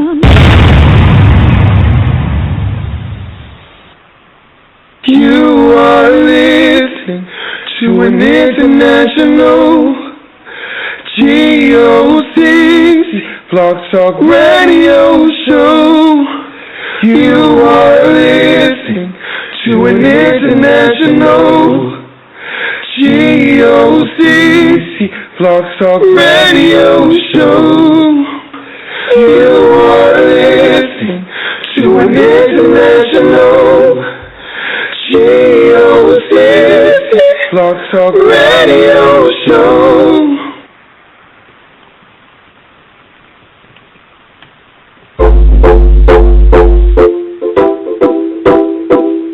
Here, Israel, the Most High, our power is one. For those that have ears, let them hear.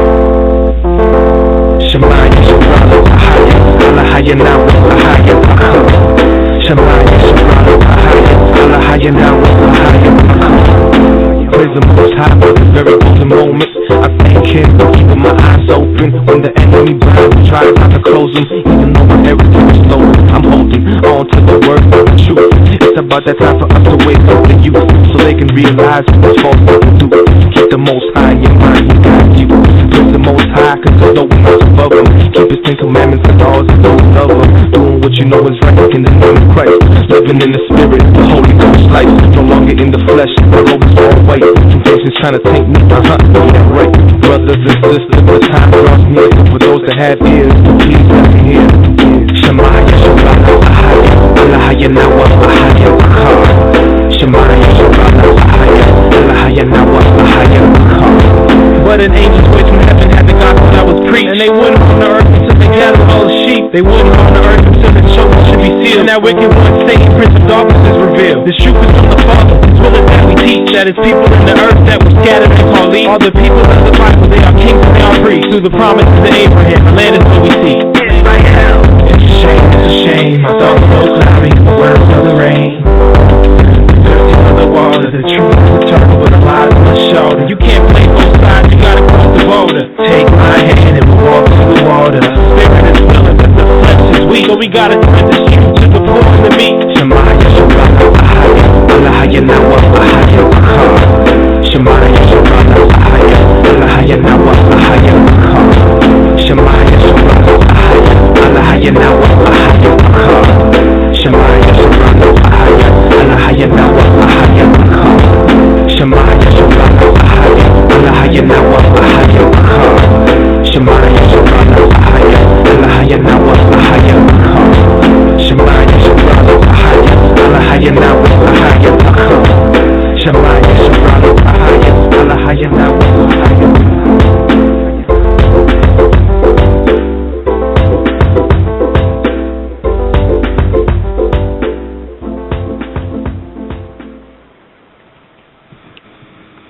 Okay, welcome back everyone.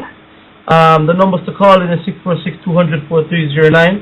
That is 646-200-4309. The call queues right now, we have over 100 people in on the queue, so you might not get in, but nonetheless, just keep calling. Okay. We're gonna go straight to the phone lines now, and our first caller here is from the 352 area code. And we have can't make the name out here, but let's go straight to the comment. Shalom. Shalom, brothers. How you doing? Great. Hello. All right. Hey, yes, sir. Just want to say to brother Irritated Genie, after you was on the show the last time, I checked out your videos, and you're a real strong brother. And I want to encourage you, you know what I'm saying, keep it going. And, you know, really appreciate you coming on to the radio show. A lot of us are very excited, and I hope you didn't mind I said shalom. I know you're coming to read up the Bible, believing folk on the next go-round, but peace to you, brother. We like you. We like you, brother. You all right. And Elder Rawchaa, this brother Cleve, I just want to say, you know, bless you, brother. And let's keep them prayers going for Zahar, and that's what it is. Peace. Well, I just want to say I appreciate that sentiment, brother. And even though, you know, as a political position, you're going to hear me speaking out against Judaism, Islam, and Christianity, at the end of the day, I can't even lie. I really like the brothers and sisters on this forum because y'all demonstrating the level of maturity that it makes my spirit shine. So I appreciate y'all as well. Brother, brother, it is what it is. The Most High calling the elect to the elect. And you're gonna really be, wherever you at right now, you're just gonna get even better with it. Believe me, it's on. It's on. Well, bless you, brother. Bless you, brother. I wanted to say this too to the Irritated Genie. I don't know if you know, brother, but we are starkly against Judaism too. All right, I'm going to put that out there. We are against Christianity too. And Islam. We understand. I just want to put it out there, but you know, because we understand the Christianity we see today is pagan. So I want to put it out there. We agree in more areas than you might think. We agree in a lot of areas, but come on, let's get the next caller on. Okay, Kawa, could you just hit one for me, please, and I will take you out the queue. Let me go to the next caller. We have from the 917 area. We have Deborah with a question. Shalom. Good evening, shalom, and to pronounce Deborah, the Hebrew pronunciation, but thank you. I have a question for the Irritated Genie, and my question is this, if you don't mind answering it. What brought you out of Christianity? I think one of the previous shows you said that you were brought up in the church and then you kind of got out of that. What was it that brought you away from the church initially? And you know, you started your journey and just became passionate in the Pan-African movement. What drew you to that and away from your original belief? Okay. I went to church with my mother, but I never believed any of the stuff that was taught. What brought me out was the two things that made me never be able to be comfortable in the church. One was I never heard them saying anything that I felt was relevant to me as a black person in my everyday life. So I was always a person that wanted information that was practical and usable. And I just found a bunch of people to be hooping and hollering and not saying anything of value. But then the second thing was more intangible. That white image was a homosexual to me. And when I was little, we used to call them faggies. And I was just too disturbed by this faggy. And when I asked who they were, they said that's Jesus. He's supposed to be God. And in my mind, I wouldn't say it out loud. I didn't want to get beat up, but I was like, I'm not worshiping a faggy. So that was just as a young person. So once I was introduced to For the People, between the ages of 8 and 12, I don't remember how old I was, which was a program about African history, where a brother named, peace be upon him, Mr. Bill Middleton, was teaching about African history. That was the thing that my spirit gravitated toward, learning about our ancestors and the history from our people. And then I never exactly turned back after that.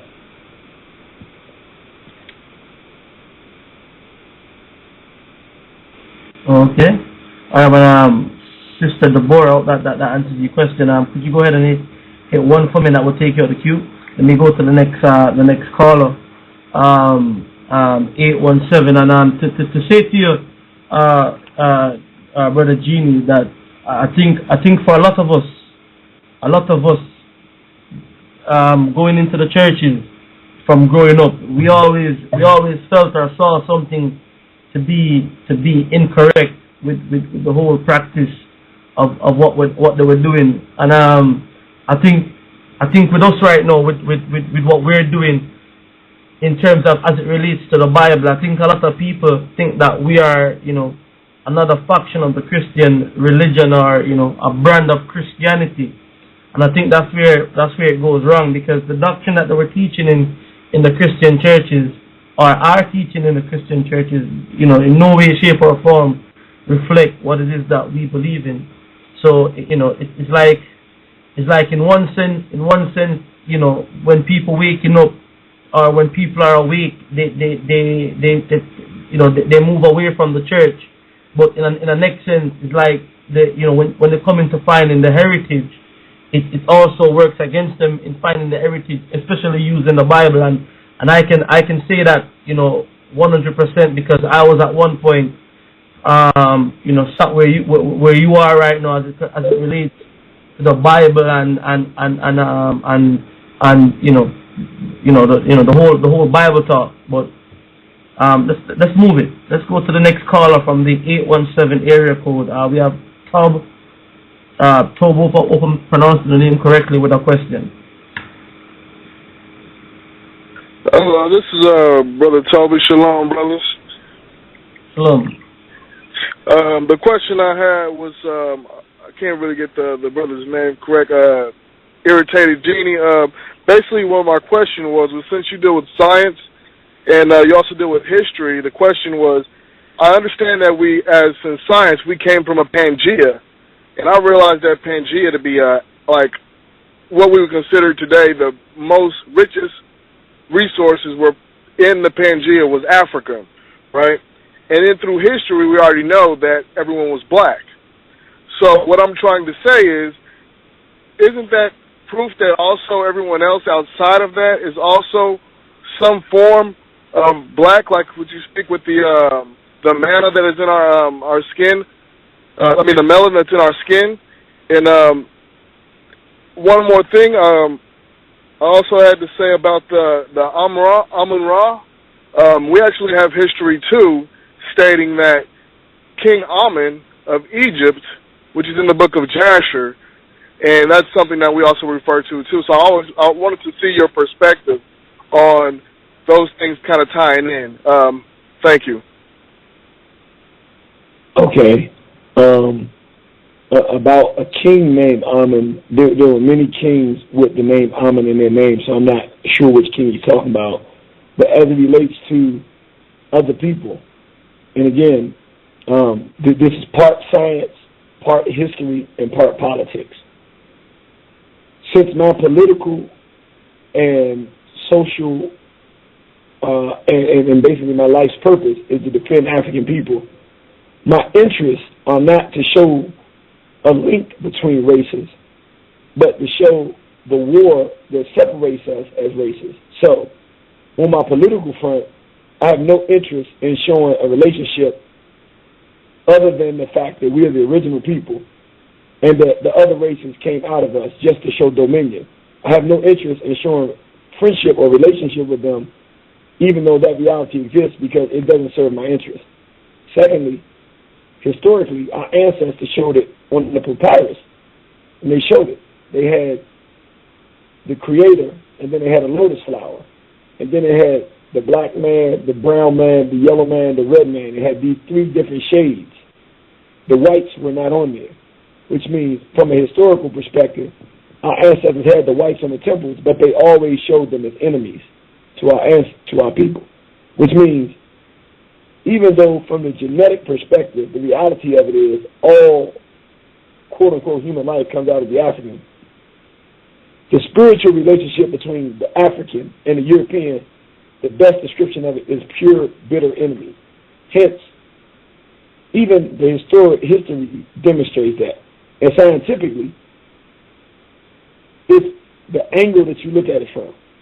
The angle I'm looking at it scientifically is that we're superior because of being original. You could make the argument that there's a relation because they all come from us. But for me, that would not serve a political purpose, because now you've made them family. Now we ain't supposed to destroy them. I'm not interested in being family with somebody trying to destroy my race. In fact, I find it to be counterproductive. So I'm going to look at it from the light that these are my enemies, and they're not the original. These are our enemies, and we're the original people. And I don't want a relationship with them, except for one that we fight and win. But it's an excellent question. Okay. Just let me ask you one as well, brother, before we take the next caller, right?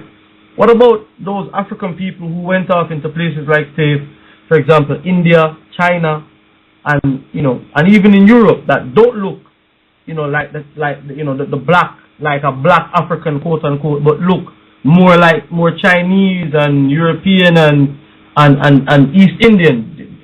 Are we destroying them as well? Well, let me be clear. Are you talking about Africans who have phenotypes that look similar to Europeans or Asians, or are you talking about...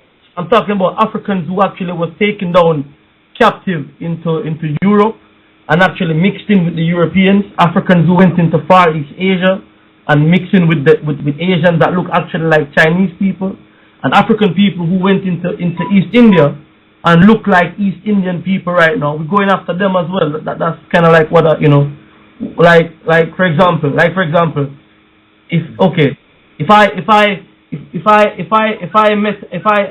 I met a European woman and I had children with her, and then my children look, a few generations down look white, are we taking them out as well for those people? Well, I'll say it like this.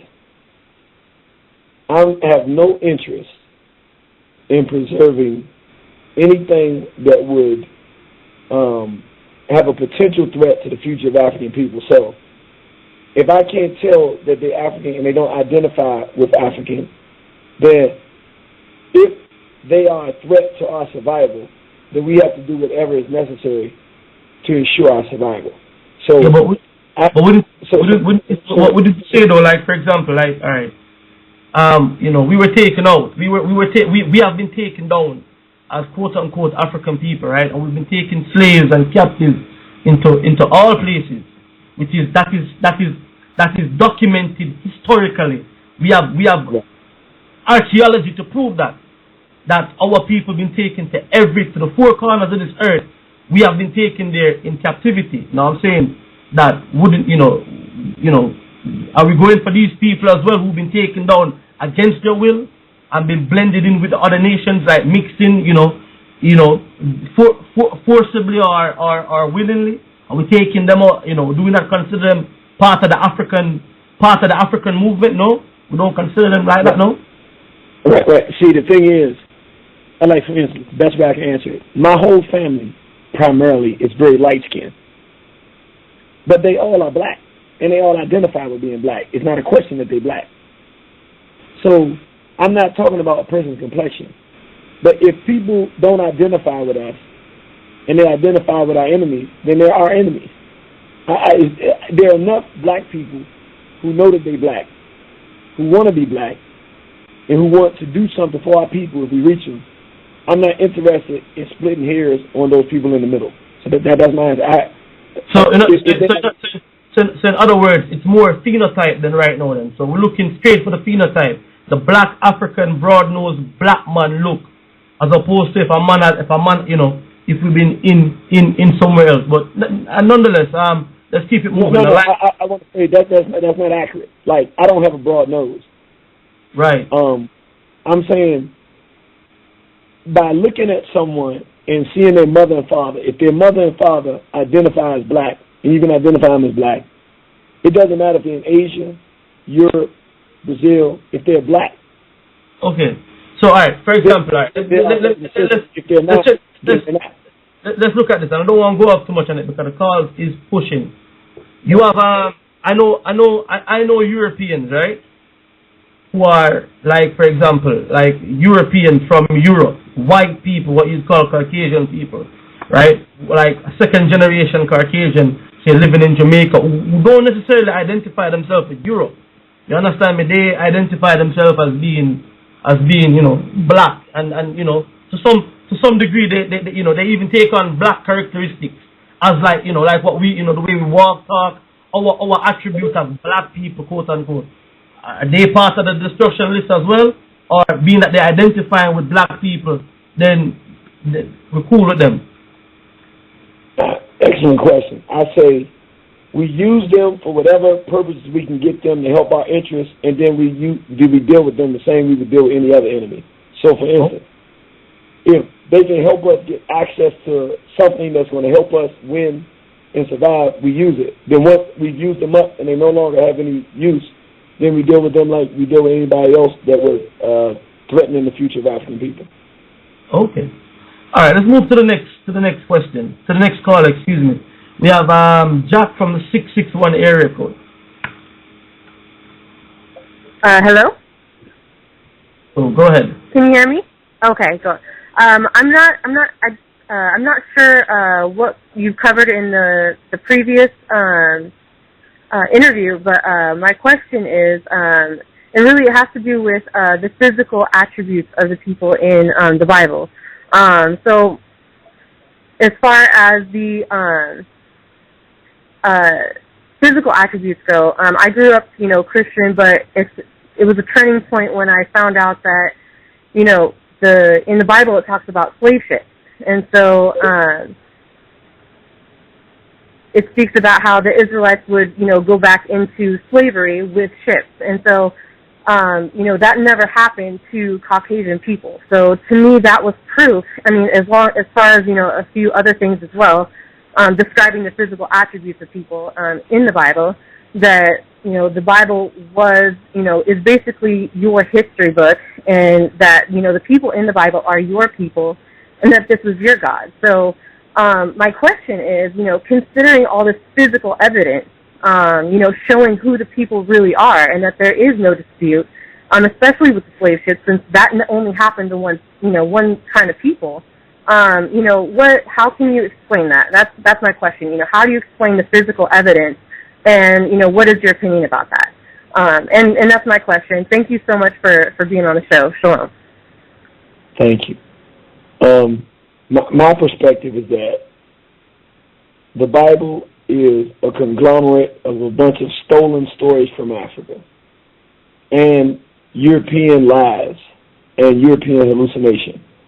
So any semblance of truth that are in the Bible are things that have a greater resource in true African history anyway, so that the Bible is not a relevant source for me to look at whatsoever, because I have something that predates it that's better and more valuable. So no matter what the Bible would say, it's irrelevant to me because I have superior information that came before the Bible, written in stone. So I'd rather go with my ancestral story than a corrupted story written by others in this book. Okay. All right. All right. Jack 661, please just push 1 to take yourself out of the queue. All right. The numbers to call is 646-200-4309. You are listening to Blog Talk Radio. This is the Search Engine International. All right. Our guest tonight is the Irritated Genie. Different views from what we have, as you already gathered, but nonetheless, we're having a dialogue here tonight, a very open and honest dialogue about what it is. All right. Before I take the next call, brother, just if you could answer this in the meantime, is I hear that that with the superior book, right, or the superior knowledge that predates the Bible. Is it documented anywhere in this book or in these references the condition that would happen to black people, or to happen to the people that you're referring to, as to why they're in this condition that they're in and how they're gonna come out of it? Is it documented anywhere in these books, like for example, did Amun-Ra or Osiris or what's the goddess called? What's the goddess you mentioned called? What's her name? Aset. Did Aseret or Aset or any of these goddesses with all the supreme and infinite and superior knowledge that they are, did they ever say any future prophecies would happen to the people who believe in them, like our ancestors? Is it written anywhere that we can go and actually look up? Yeah, that's what I was saying earlier. If you look at and you got to look at it as an allegory because that's what a story is. If you look at the ancestral story, right, and look at it as an analogy, an analogy meaning something not. It's like it's giving a description of let me give the best definition for an analogy. It's a description of something that is not necessarily what it is. It's a comparison then. Right. Like a metaphor. Yes. Yes, okay. Like a metaphor, absolutely. So the very story that our ancestors gave us is parallel to what happened. A star was cut into many pieces and spread throughout the Nile. Right. The Europeans came into Africa and chopped black people into many different pieces, and the Arabs, and spread us throughout the diaspora of the world. So you're saying that our condition is a metaphor to that story then? Yes, I'm saying that, not that I like it, and I wish it didn't actually, but what has happened to us as a race is parallel to our ancestral story. And what the story tells is that the black woman, revitalizes life back into the race and produces the generation that comes and fights. Right. And produces a victory. Okay, but Irritated Genie, hold up, Godric. On that point, if it's an analogy, then can it be interpreted from anyone's view what the analogy is? Who came to the point where that analogy meant that? Can't someone else interpret that as whatever they want it to be? Sure, absolutely. No, I'm just that's just my saying. Okay, I'm not even saying that that's what they were saying. All I'm saying is, when I learned our story, one day, knowing the story, it hit me looking at what we've been through. Similar to people say the Bible says that the people will be taken into captivity, blah, blah, blah. Look what happened to us. I'm saying the same way that people do that with the Bible. I just didn't use the Bible. I looked at our ancestral story and I said, wow, just like a star was cut up and dragged apart and tricked and knocked out and spread throughout the region, it had to be put back together and then fight to go. We've been spread out. So I said, I guess we're going to have to pull ourselves back together and then fight. That's my analogy. Well, let me make, well, before we let the next caller in, because we only got a few more minutes, let me make this clear. The Bible description, when you look at Daniel's prophecies of each empire Israel would go into to lead to the captivity, was descriptive. It wasn't open to analogy. The prophecies of Israel going into the Babylonian captivity, the Persian, Medo-Babylonian, then the Greeks, the Romans, that was prophesied accurately on point. It wasn't open to analogy. That actually happened in history. So I'm just giving the difference in looking at the Bible as strictly something where someone can view it and say, well, here's my opinion on what this is. The Bible is not read like that. It's not supposed to be interpreted like that.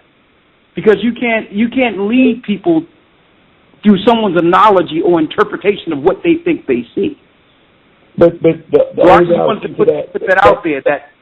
Right, but I'm just showing real quick the difference between an analogy of someone getting cut up.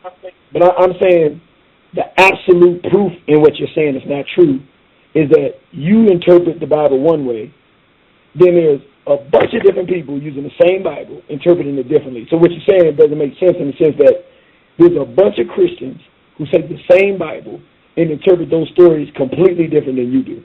And you say that it's only one way they can interpret it, but we know that that's not true because there's hundreds of different interpretations of that same story that you're talking about, and you're giving the one and saying that yours is right, but everybody else is giving the same one and saying theirs is right. If I go to the Presbyterian church, if I go to the Anglo-Saxon, the AME church, if I go to the Baptist church, they'll take the same story you're talking about that you say can only be interpreted one way, and they'll interpret it differently. So it contradicts. Hey, brother, I think you're going somewhere else. What I'm saying is this. I don't care what church you go to. The prophecies of the Israelites going into these 4 particular captivities, and it was prophesied beforehand, cannot be interpreted based on what religion you're following or based on what faction of the Christianity you follow. I'm saying in particular, and let me say what I'm saying, though, because we're not talking about someone interpreting what someone is seeing. That's a different conversation. What I'm saying is, outside of allegories, outside of parables, there's actual stories in the Bible that was prophesied to a particular people that happened, that's documented in history, that can't be open to interpretation, like the Persian Medo captivity, like the Babylonian captivity, like the Grecian captivity and the Roman captivity that led to this captivity. All those are documented facts. A Christian can't look at those prophecies and say, well, this is my interpretation on that. That actually happened with empires and people serving these empires. I just want to make a distinction there that we're not talking about parables and allegories.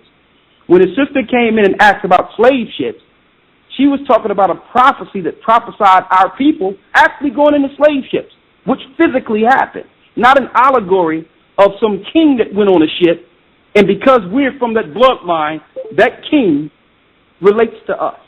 And I'm saying as a pure fact, what you're saying is not true because other people interpret it differently. So you can say they can't properly interpret it differently, but every black person that goes to a different church that teaches something different than you have heard the story interpreted differently than what you're saying. So for you to say it can't be interpreted differently is wrong. Now you can say they're interpreting it incorrectly, but it is interpreted differently every day in different churches that call themselves Christian churches around this country and other countries. Brother, I think you are actually ignoring the point that I'm saying, though.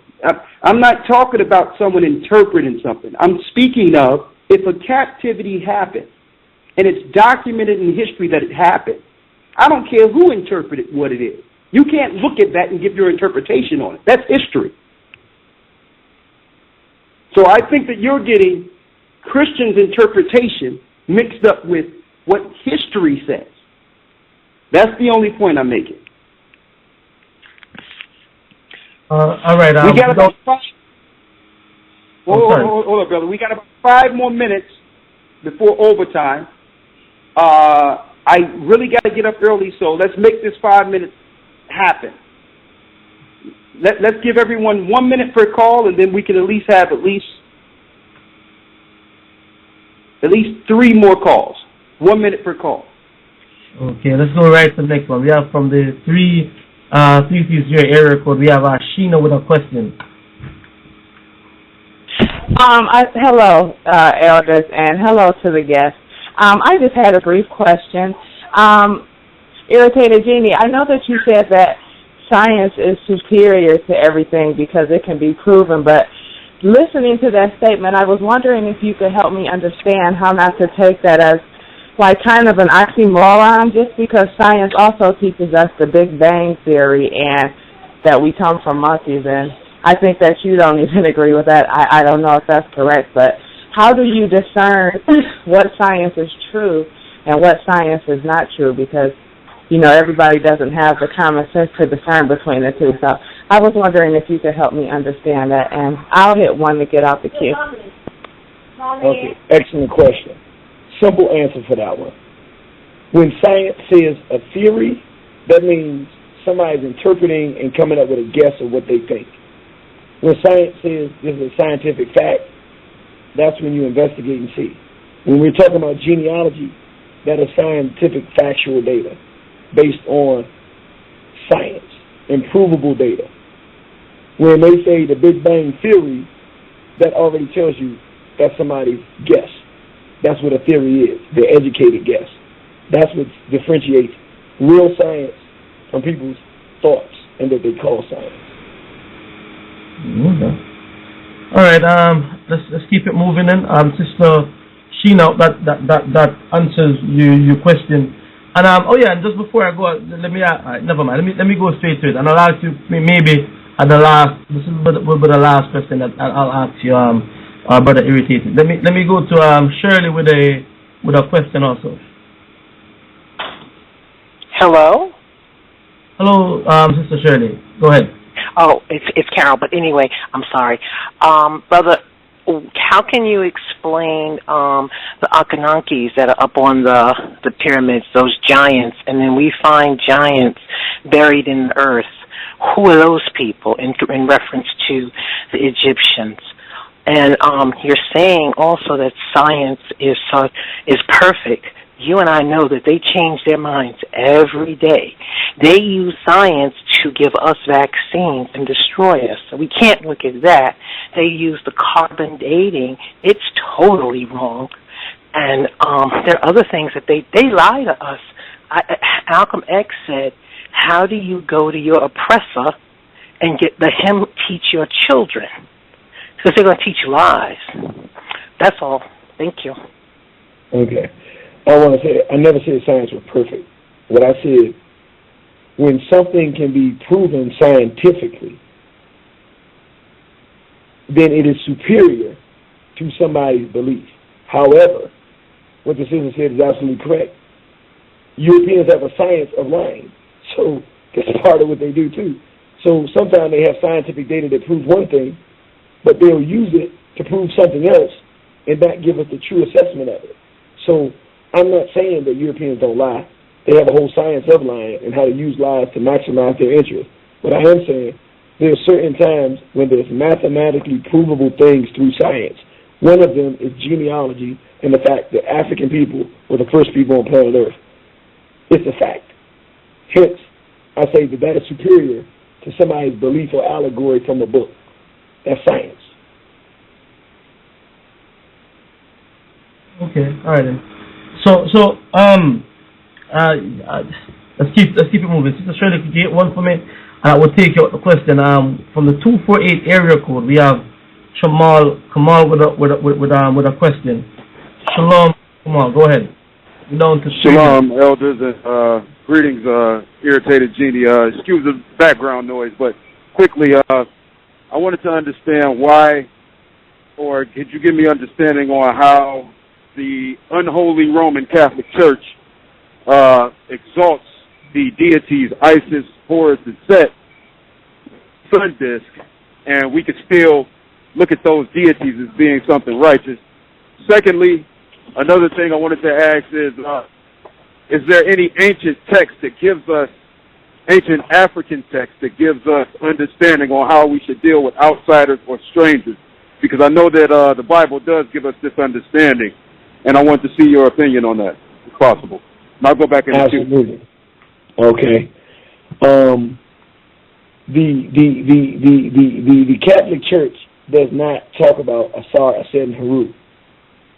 They stole the basis of the story, but then they corrupted it, and they talk about Jesus, Mary, and God Almighty. So they have turned it into, and then they talk about this God, the Father, the Son, and the Holy Ghost.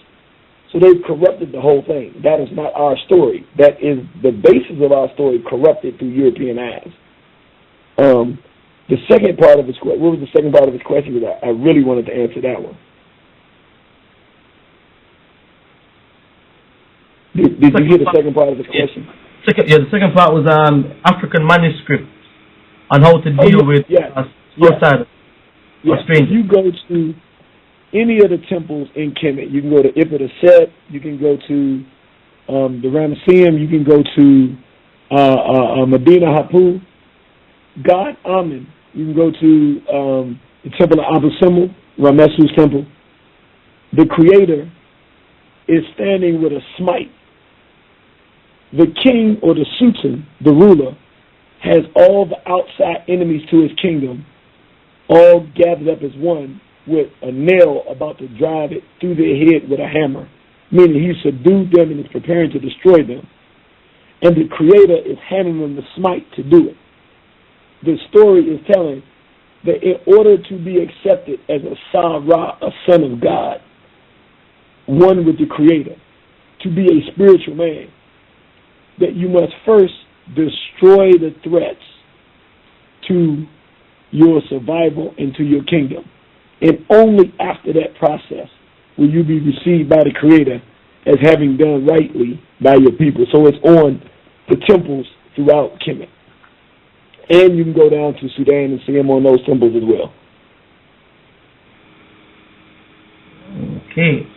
All right. We're down to 30 seconds. I'm gonna go to the 562 area code, and this will be our final call for this evening.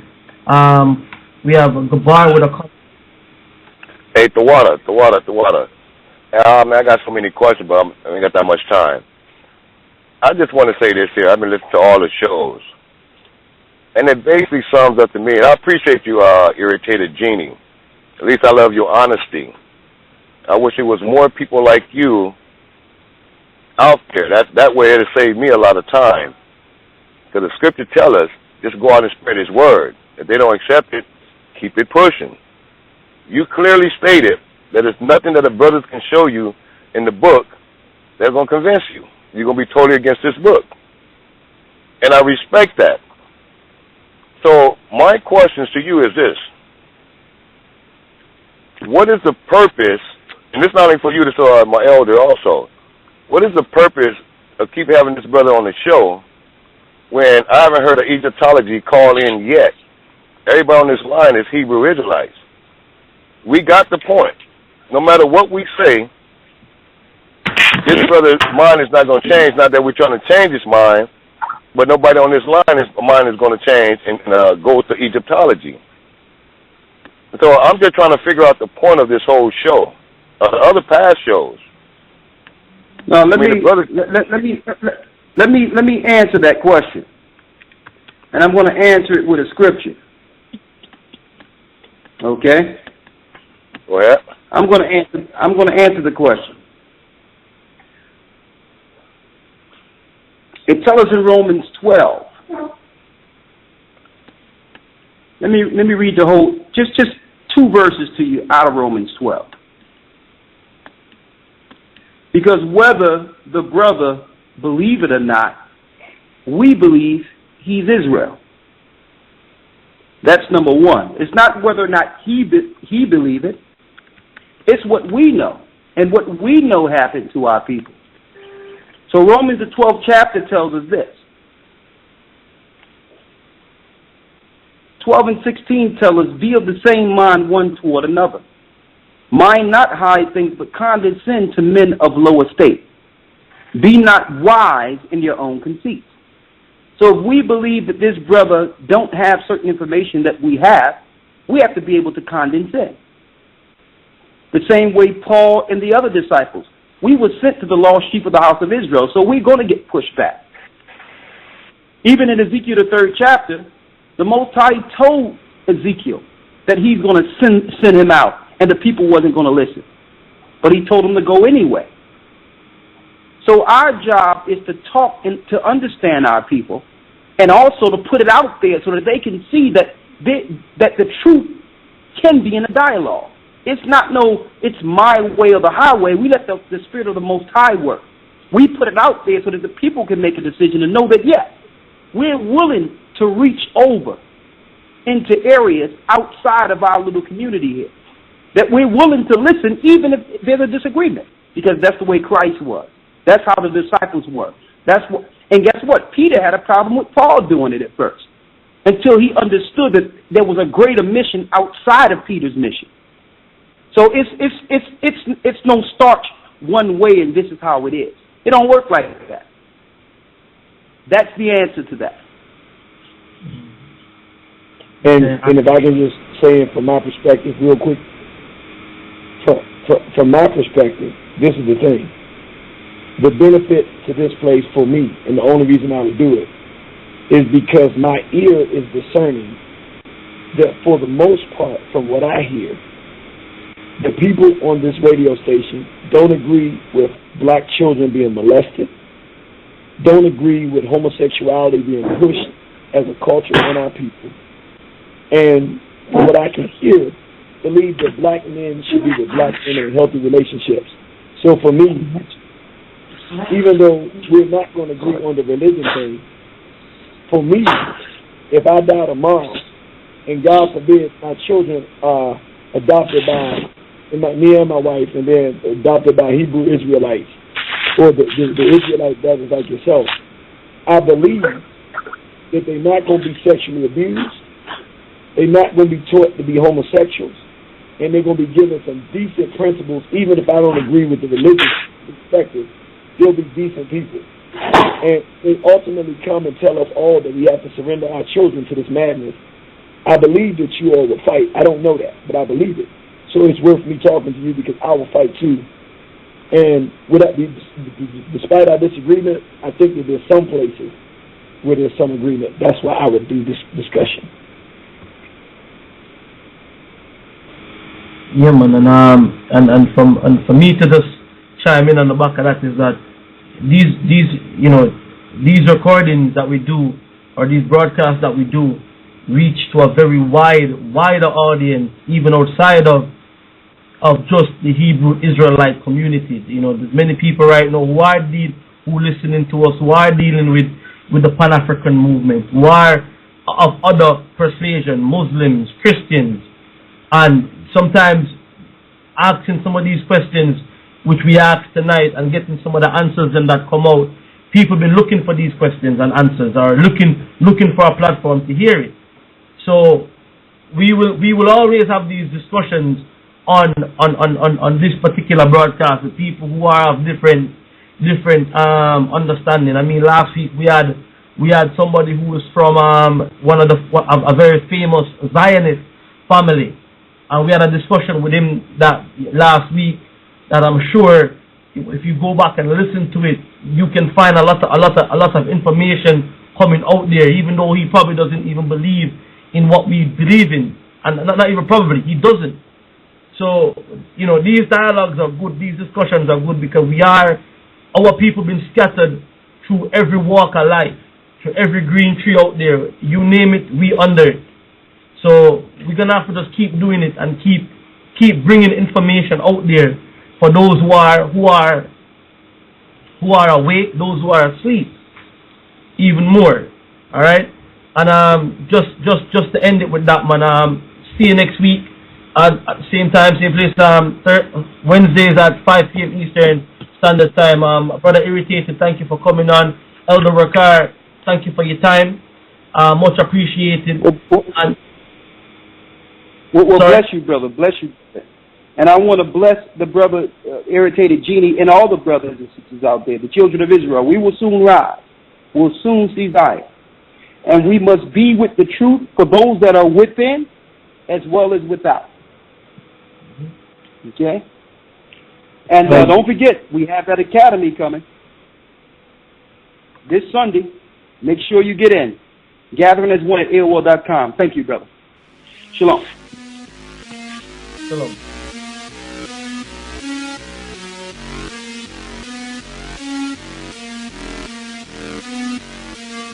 Depending on my slave master for my ID, trying desperately to wake up at the end of my leash, itching for the truth like I'm infected with the fleas, searching for myself. I have to go and ask Jeeves. It's important that we find out what our nationality, like who the heck are we before we hit captivity. Master cut my father overseas. We were harbored and not as copacetic, cause the luxuries they offer took the profit, coincided with the gods that they gave us. Ignorance made us blind, eyes shut inside our mind, disconnect the heritage so we won't find out who he is. Forefathers had to surrender so they little ones can live. Innocent blood spilling, raping and killing children, doing it by the millions, then converted us to Christians, made us honor their traditions. That's why holidays are wicked. Now we fight inside their armies, raping, killing, stealing, bombing, manifest their destiny, chaos they secret recipe. Holocaust the Indians, look what they did to Simeon. Celebrate Thanksgiving and no giving thanks for giving. And yeah, we are forgiven them, but we are not forgetting it. Product of our sins, look at the curses we smitten with. Putting down the sin and being free is a synonym. The history inaccurate is equal to an anonym. If you want the antidote, I rise like Maya Angelou. Come back to the Father, I'm just saying that's what I would do. Getting so ridiculous, to the point it's comical. Information overload, I know a lot to follow, but reality is always a colossal pill to swallow. When you're speaking the truth, they will all hate you, just like they did Christ. Be a beacon of light in the midst of the darkness, when the world has grown cold and heartless. Be a beacon of light. Now you can cannot convince me that Israel do not need healing. Mama that lost her mind dyking in front of her children. Papa's dealing with narcotics outside of abandoned buildings. Everybody is chilling like this has become the norm. Like it is not appalling to look at the sky falling. Lack of the foundation is part of the explanation why we staggering like drunkards, no destination in sight. Shadow boxing in the night, but the fight is against the light. We need to redirect the energy, focus on the enemy like Planned Parenthood that plant the cells inside the hood. The number one killer of our people is abortion. That's the reason why we probably fuzzy with distortion. The companies purchase the aborted babies to make your Pepsi and your Nestle tasty. Not to mention crab, that's probably why they call it crab. Yeah, you think you heard the truth, but you ain't even heard the half. You when you're speaking the truth. They will all hate you, just like they did Christ. The beacon of light in the midst of the darkness, when the world has grown cold and heartless. Be a beacon of light, of light, of light, of light, of light, of light, of light. They will despise you when you're speaking the truth. They will all hate you, just like they did Christ. Be a beacon of light in the midst of the darkness, when the world has grown cold and heartless. Be a beacon of light, of light, of light.